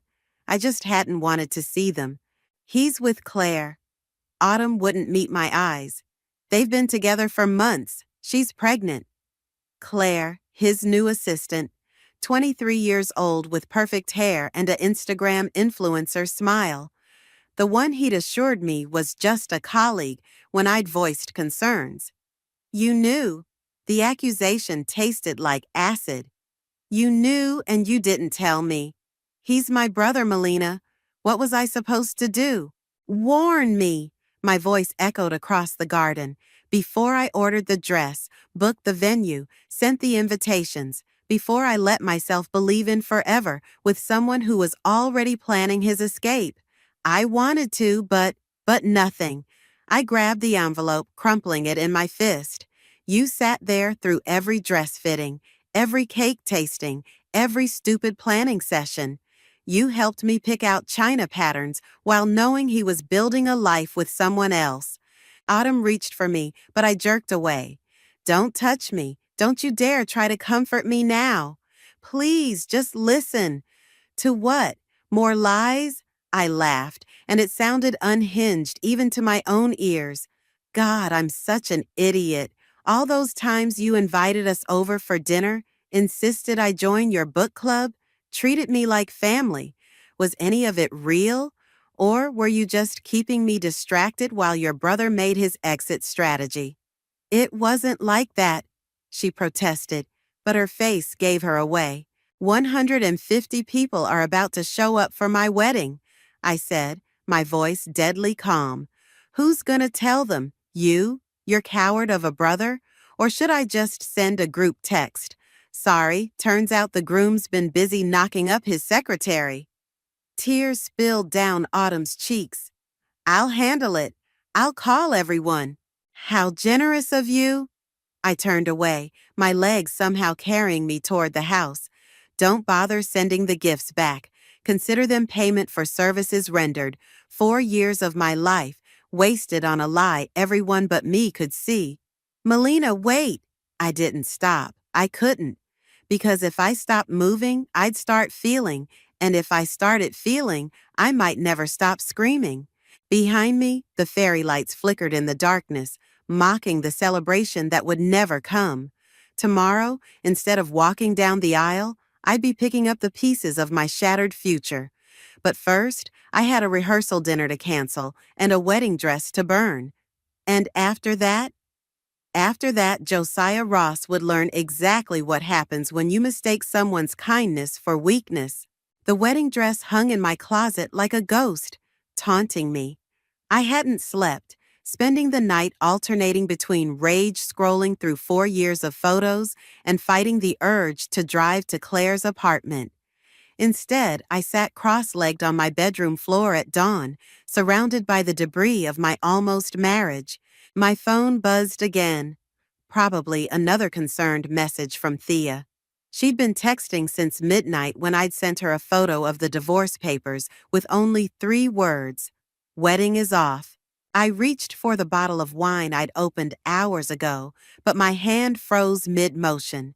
There, buried under a stack of cards, was the permission slip that had started everything. The innocent-looking document Josiah had asked me to sign 6 months ago, granting him access to my trust fund for wedding expenses. The memory hit like a punch to the gut. He'd been so casual about it, kissing my neck as I signed. Just a formality, baby. Makes things easier for the vendors. My fingers trembled as I opened my banking app. The trust fund balance glared back at me. $12,463. Last time I checked, it had been over $200,000. The scream built in my throat before I could stop it. I hurled my phone across the room, watching it crack against the wall. The sound of breaking glass was satisfying enough that I reached for the nearest photo frame. Melina? Thea's voice carried through the door, followed by the click of my spare key in the lock. I'm coming in, so please don't throw anything at me. She appeared in my doorway, taking in the chaos, the scattered photos, the empty wine bottle, my mascara-streaked face. Without a word, she stepped carefully through the mess and sat beside me. He took my money, I whispered. All of it. Thea's intake of breath was sharp. When? Last month, right after I signed over access. I laughed, the sound brittle. Probably needed it for the baby. Or maybe Claire has expensive taste in maternity wear. We're calling the police. No. I grabbed her arm as she reached for her phone. Not yet. He stole from you. And I'm going to make him pay. The clarity of the thought cut through my hangover haze. But not like that. Not with some messy legal battle where he gets to play victim and paint me as the bitter ex. Then how? I stood up, swaying slightly as I made my way to my laptop. Remember when Autumn added me to their family photo sharing account? The one she uses to back up everything from her phone? Thea's eyes widened. You still have access? She never revoked it. My fingers flew across the keyboard. And look what I found this morning while I couldn't sleep. The screen filled with messages, hundreds of them. Screenshots of conversations between Josiah and Autumn dating back months. Plans, warnings, strategies for keeping me distracted. Holy shit, Thea breathed, reading over my shoulder. She wasn't just covering for him. She was helping him plan everything. It gets better. I clicked through to a folder of photos. See this? The timestamp shows Josiah at Claire's apartment the same day he told me he was visiting his sick grandmother. And look who took the picture. Autumn. Thea said slowly. But why would she? Because she's always been jealous.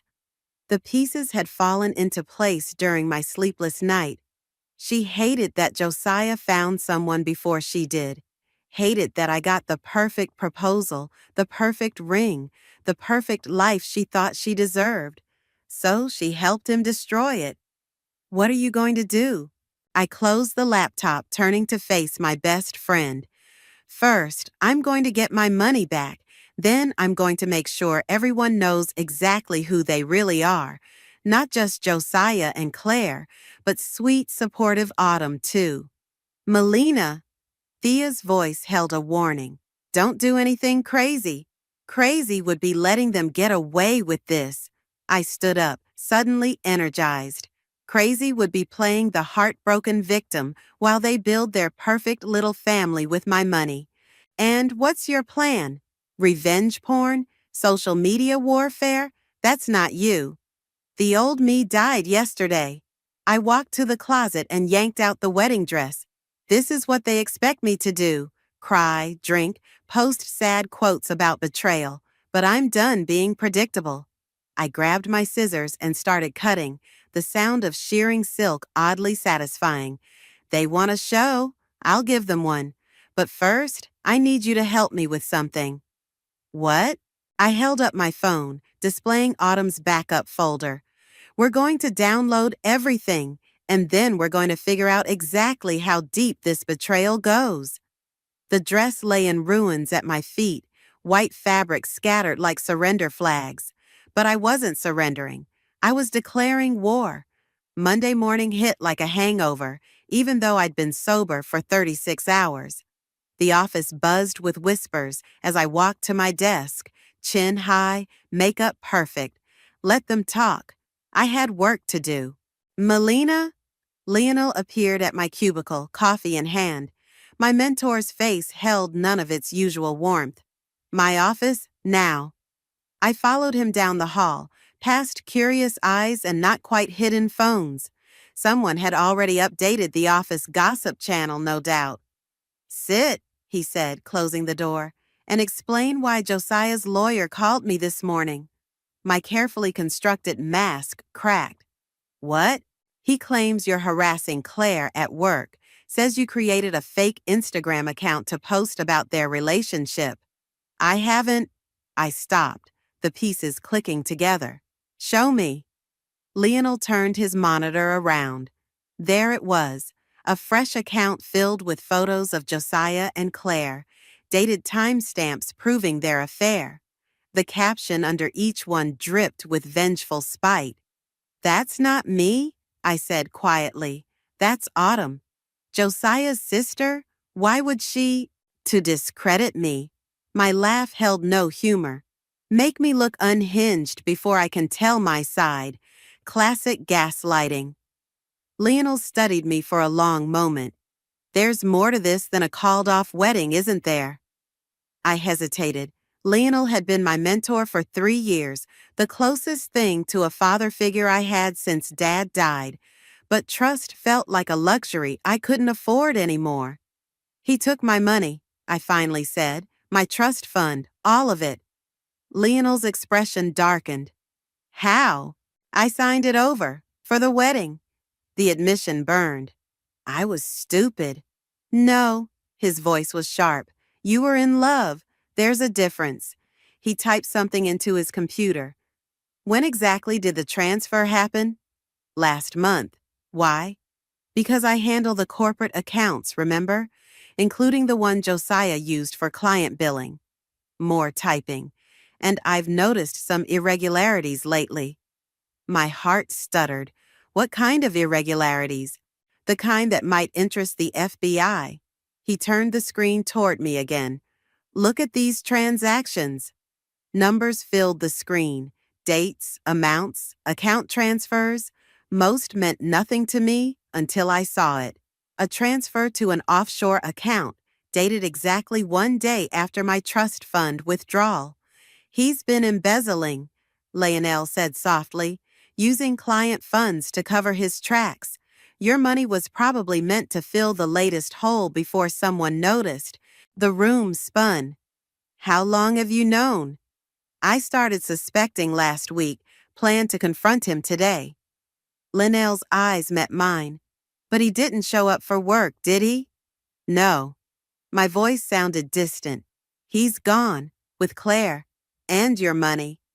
Linnell's fingers drummed the desk, which means we have leverage. We? You think I'm letting you handle this alone? He smiled, but it wasn't his usual gentle expression. I've got 20 years of forensic accounting experience and a serious problem with men who steal from women who trust them. Hope flickered, dangerous and bright. What are you suggesting? I'm suggesting we do this smart, legal, airtight. He pulled out a notepad. Tell me everything. Start with Autumn's involvement. For the next hour, I laid it all out. The backup folder, the messages, the calculated betrayal. Lionel took notes, occasionally asking questions that revealed patterns I hadn't noticed. One more thing, he said as I finished. Did Josiah ever mention someone named Grayson? Grayson Mitchell? No. Why? Because he's been trying to reach you. He's a former client of Josiah's and... Lionel's phone buzzed. His expression changed as he read the message. Speaking of Autumn, he turned his phone around. There on the screen was a post from Autumn's personal Instagram, a photo of me from yesterday, clearly taken without my knowledge, slumped against my car with wine bottles visible through the window. The caption read, "Sometimes the strongest thing you can do is admit you need help. Praying for you, M." The sympathy comments were already rolling in. Poor Melina having a breakdown. Poor Melina drinking her pain away. Poor Melina can't handle rejection gracefully. She's playing you, Lionel said quietly, setting you up to look unstable before you can expose them. I know. My voice was ice, but she made a mistake. What's that? I pulled out my phone, opening the backup folder. She forgot to check her location settings when she took that photo. See the metadata? She wasn't driving by my house randomly. She was parked there for 3 hours, waiting. Lionel's eyebrows rose. That's stalking. Yes, I smiled, and it felt like baring teeth. And now we have proof. The pieces were falling into place, but not the way Autumn expected. She thought she was writing my story, the sad ex-fiancé's spiral into obsession. But she'd forgotten something crucial. Every story has 2 sides, and I was just getting started with mine. The coffee shop was crowded, but Grayson found me instantly. Something about the way he carried himself, shoulders tight, eyes scanning, told me he was as used to watching his back as I was becoming. Melina? He slid into the seat across from me. Thank you for meeting me. Lionel vouched for you, I said. That's the only reason I'm here. He nodded, pushing a manila folder across the table. These are copies of everything. Bank statements, emails, wire transfers. What Josiah did to you, he did to me first. My hands shook as I opened the folder.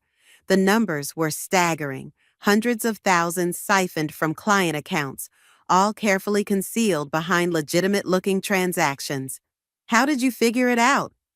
Claire. His mouth twisted. She was my assistant before Josiah hired her away.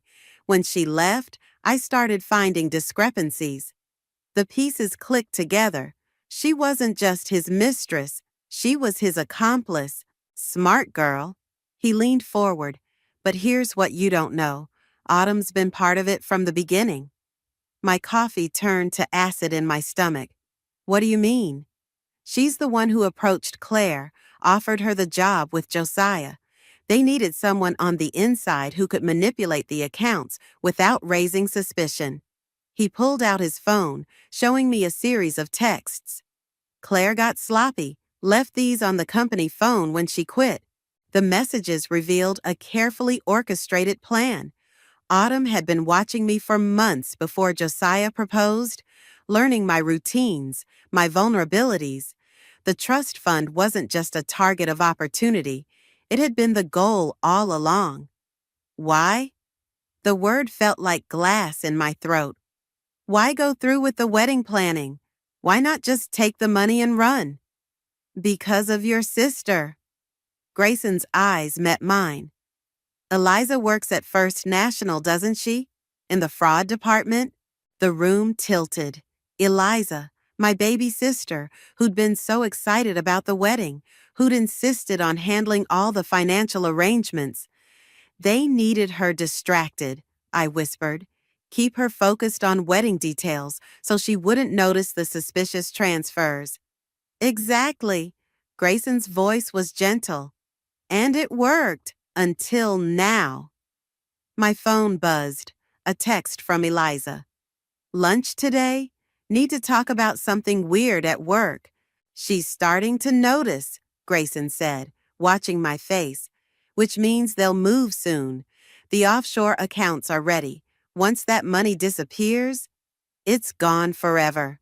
I stood up, suddenly unable to sit still. I have to warn her. Wait. He caught my arm. Think. If you tell her everything now, what's the first thing she'll do? Report it. The realization hit hard, and they'll know we're on to them. Let me help. He released my arm. I've been building this case for months. One wrong move and they'll vanish, with your money, my money, and probably half the firm's client accounts. My phone buzzed again. Autumn this time. Family dinner tonight? We need to talk about your Instagram posts. Everyone's worried. They're watching you, Grayson said quietly, waiting for you to crack, to do something impulsive that proves their narrative. The unstable ex who couldn't handle rejection. So what do I do? Play your part. His smile was sharp. Let Autumn think she's winning. Meet Eliza for lunch, but don't mention anything suspicious. Go to family dinner.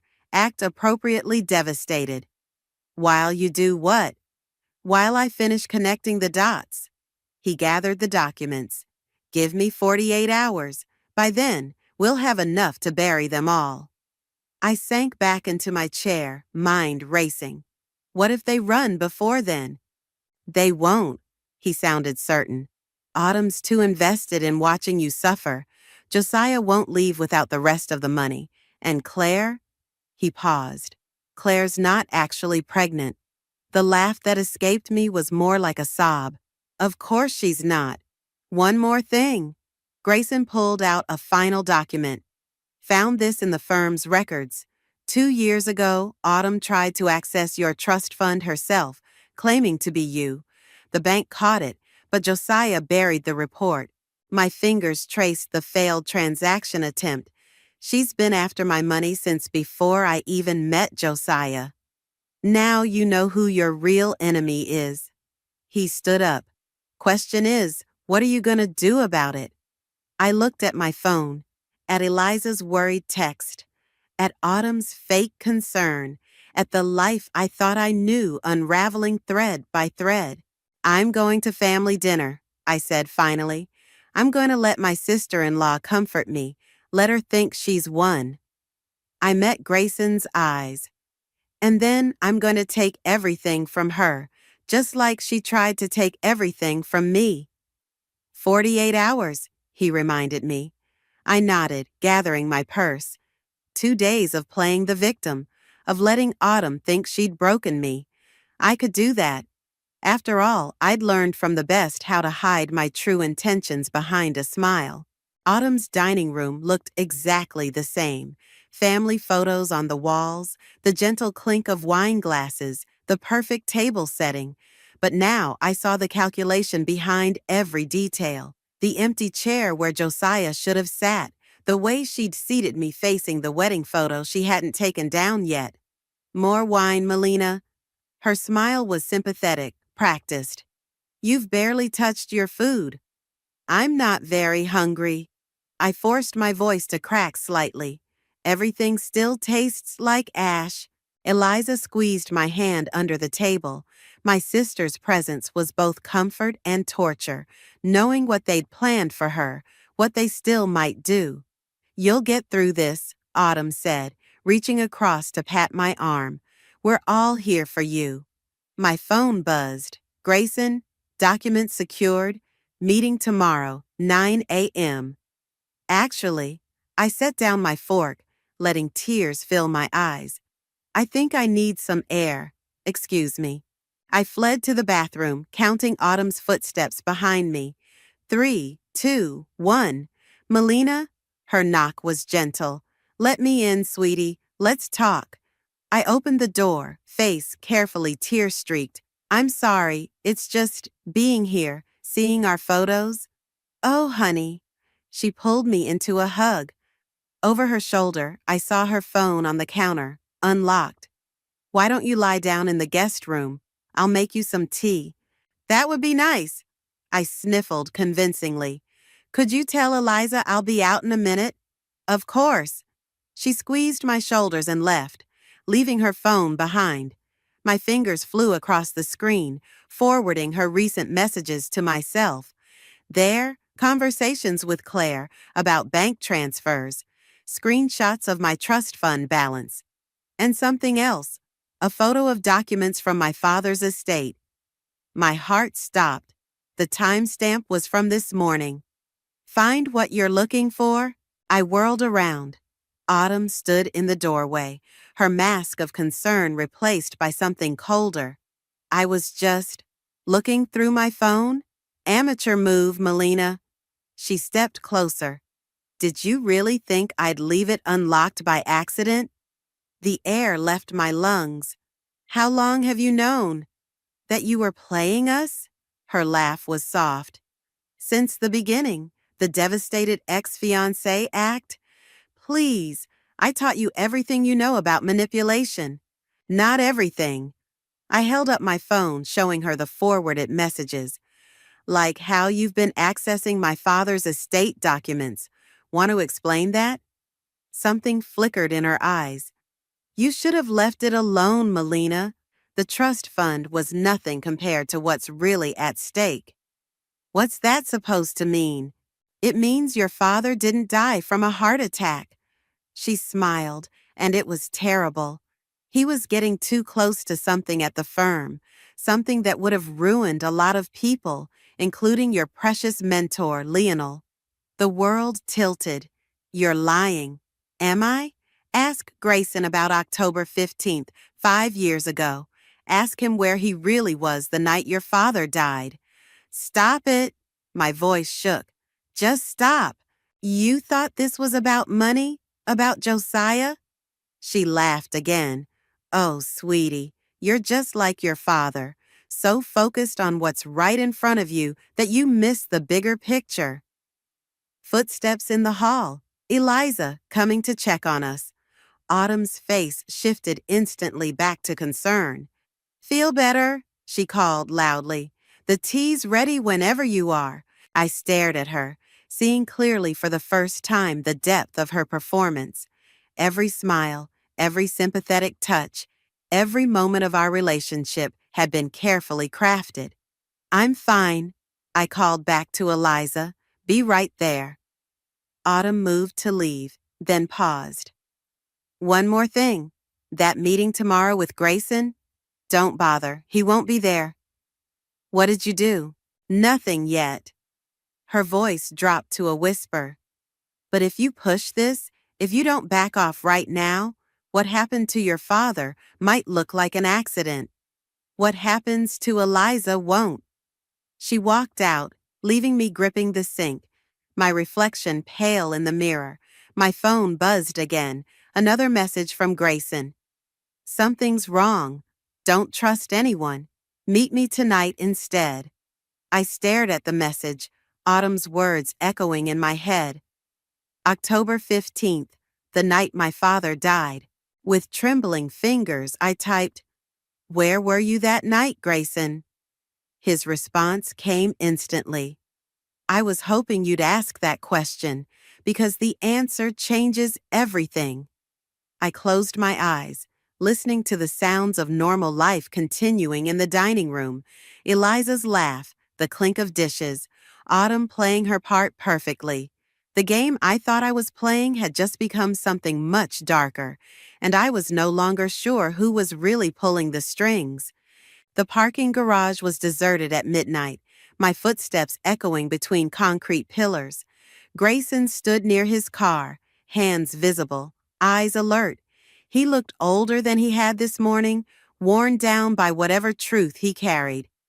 "Did anyone follow you?" he asked as I approached. "No, but Autumn knows about this meeting." "Of course she does."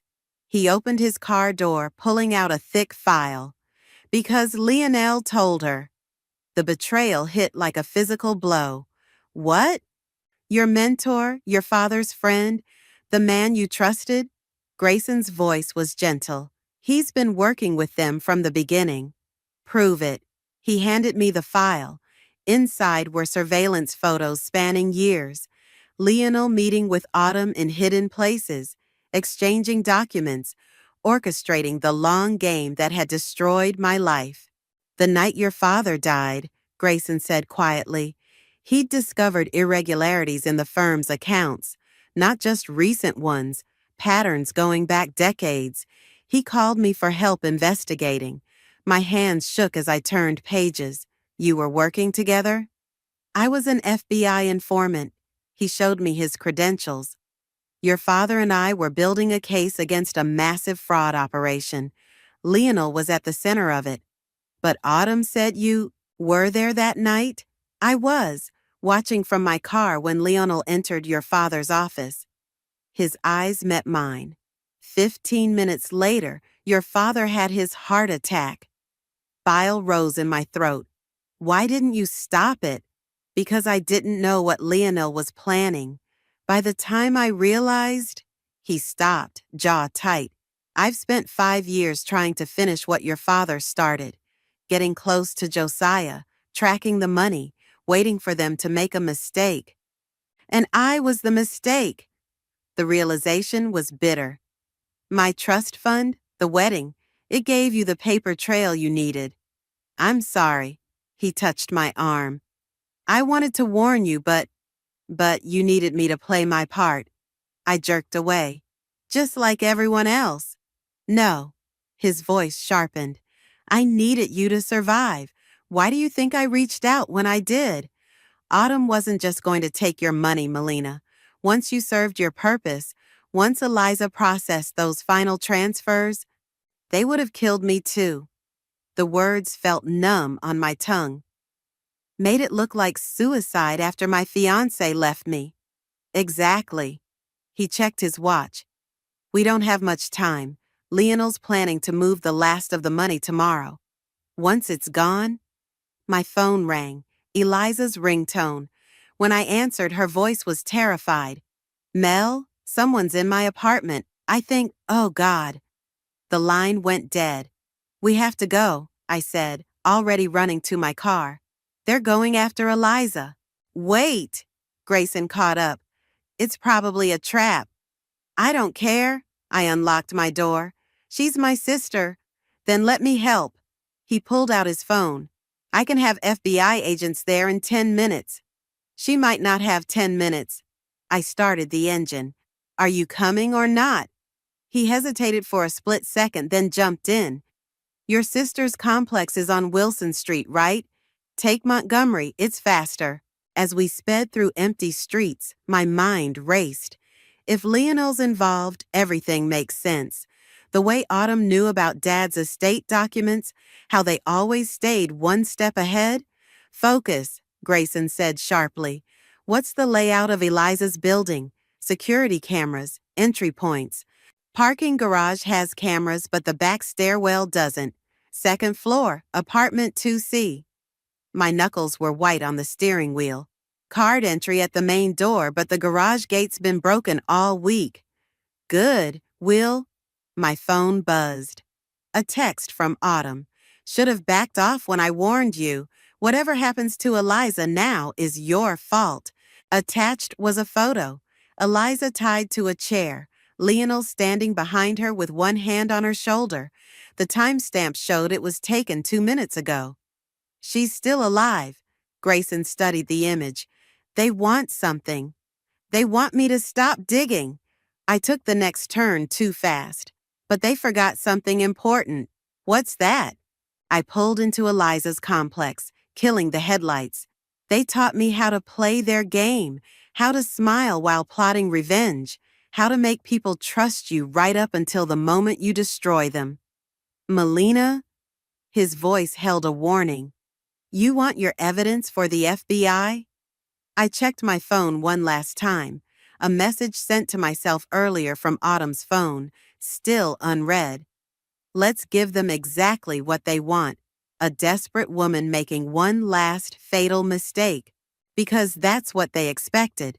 The grieving ex-fiancé, pushed too far, coming to her sister's rescue without a plan. They'd never suspect I'd learned from the best how to hide a knife behind a breaking heart. Ready? I asked Grayson. He nodded, drawing his weapon. Just remember, whatever happens up there, don't let them see what's really coming. I smiled, and it felt like Autumn's smile, like Leonel's smile, like every false promise they'd ever made. Don't worry, I said. They taught me that too. The back stairwell was dark, our footsteps whisper quiet on concrete. Second floor, apartment 2C. My sister was behind that door, and with her, the architects of my destruction. Remember, Grayson breathed, we need them talking. Get them to admit. I know. My hand brushed the phone in my pocket, already recording. Play the desperate sister. Make them explain themselves. He squeezed my shoulder once, then melted into the shadows beside the stairwell. I faced the door alone, heart thundering, and knocked. Autumn opened it, concern painted perfectly across her features. Melina, what are you doing here? Where's my sister? I pushed past her into the apartment, letting my voice crack with fear. Eliza, she's fine. Lionel stepped out of the bedroom, his familiar fatherly smile twisting my stomach. Just helping us finish some business. Right, Eliza? My sister sat rigid in a dining chair, hands bound behind her back.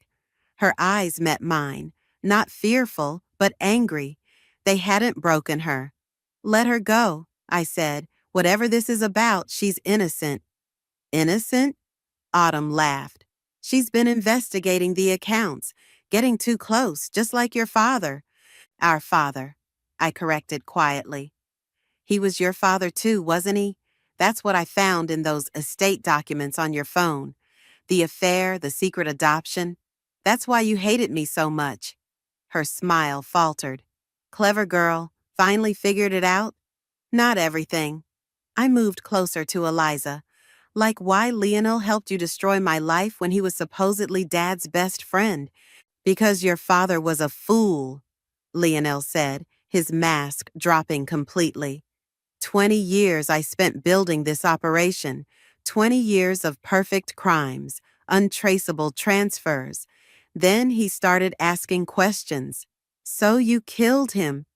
The words tasted like acid, made it look like a heart attack. I gave him a chance to walk away. Lionel's voice hardened. He chose wrong, just like you're choosing wrong right now. Am I? I pulled out my phone, showing them the screen. Because I just forwarded everything from Autumn's phone to the FBI.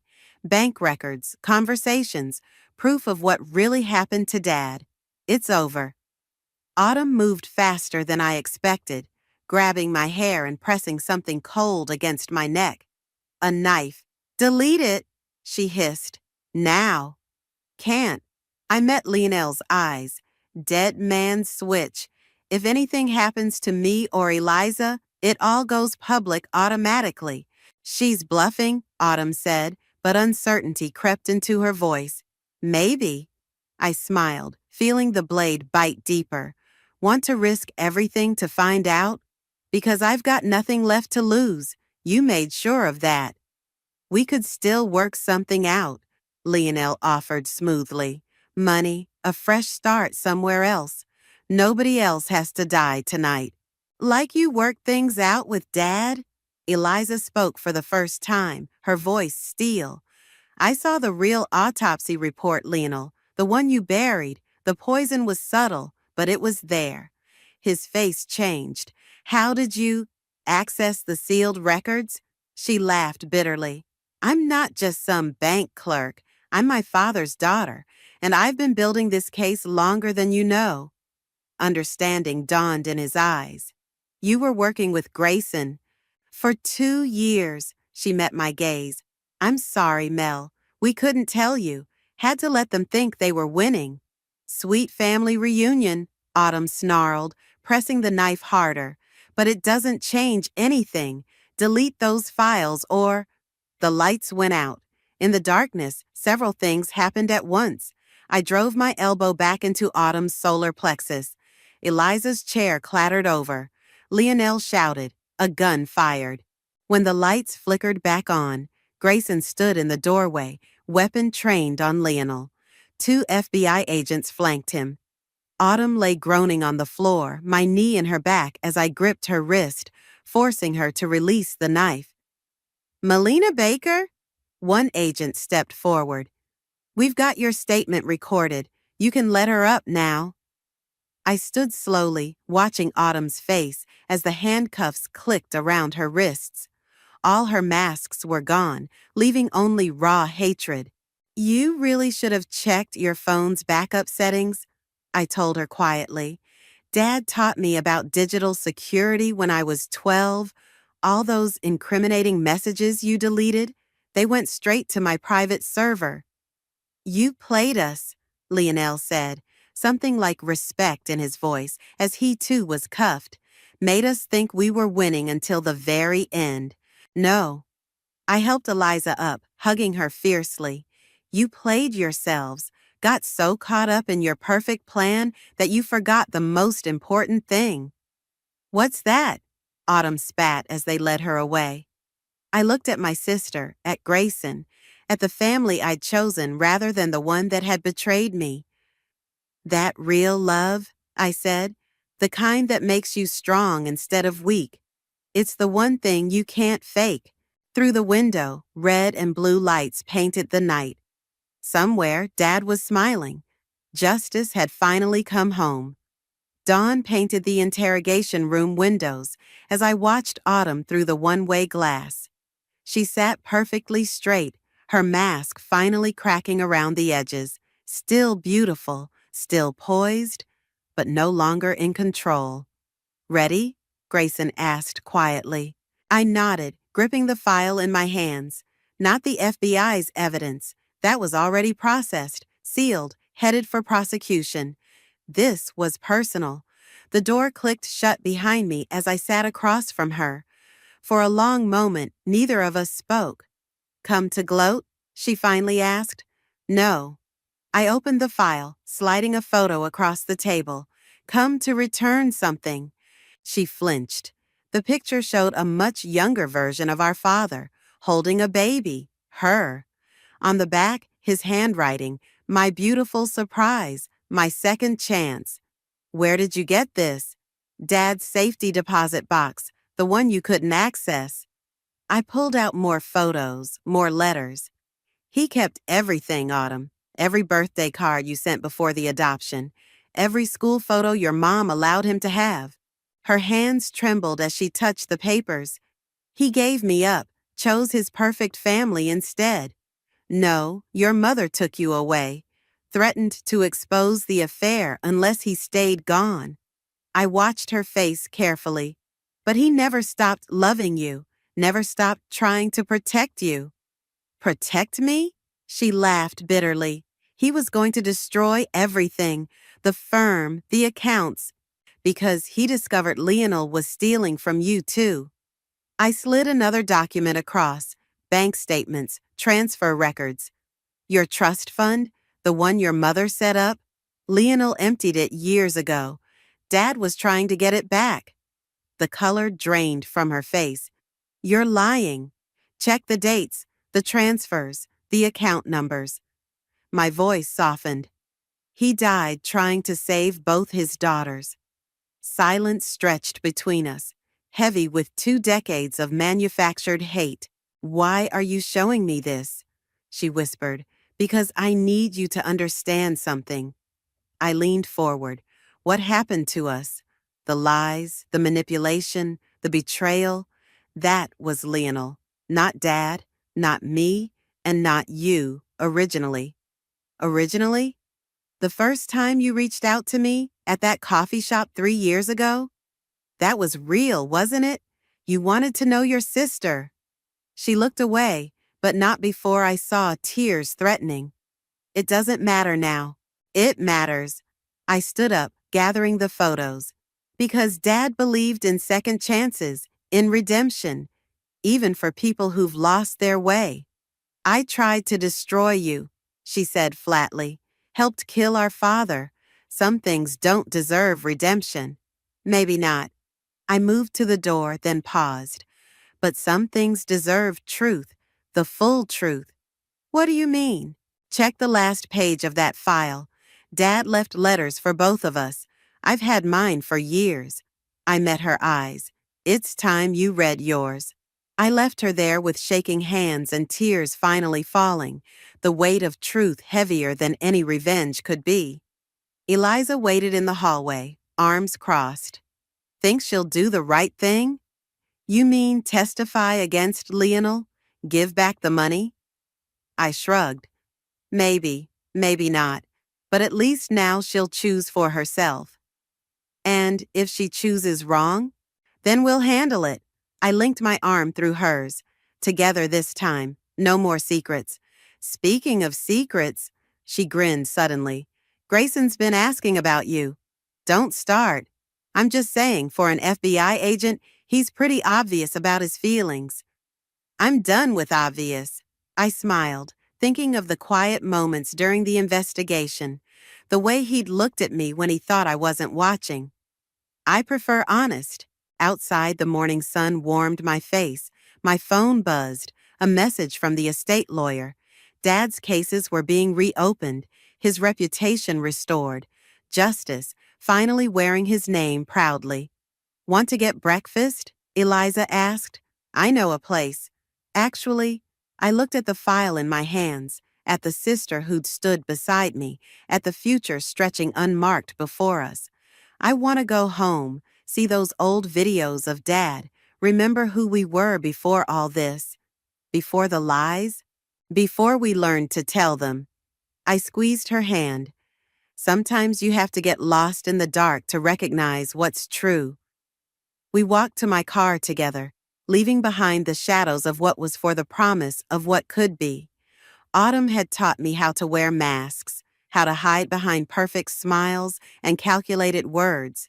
But Dad, he taught me something far more powerful, how to take them off. And in the end, that made all the difference.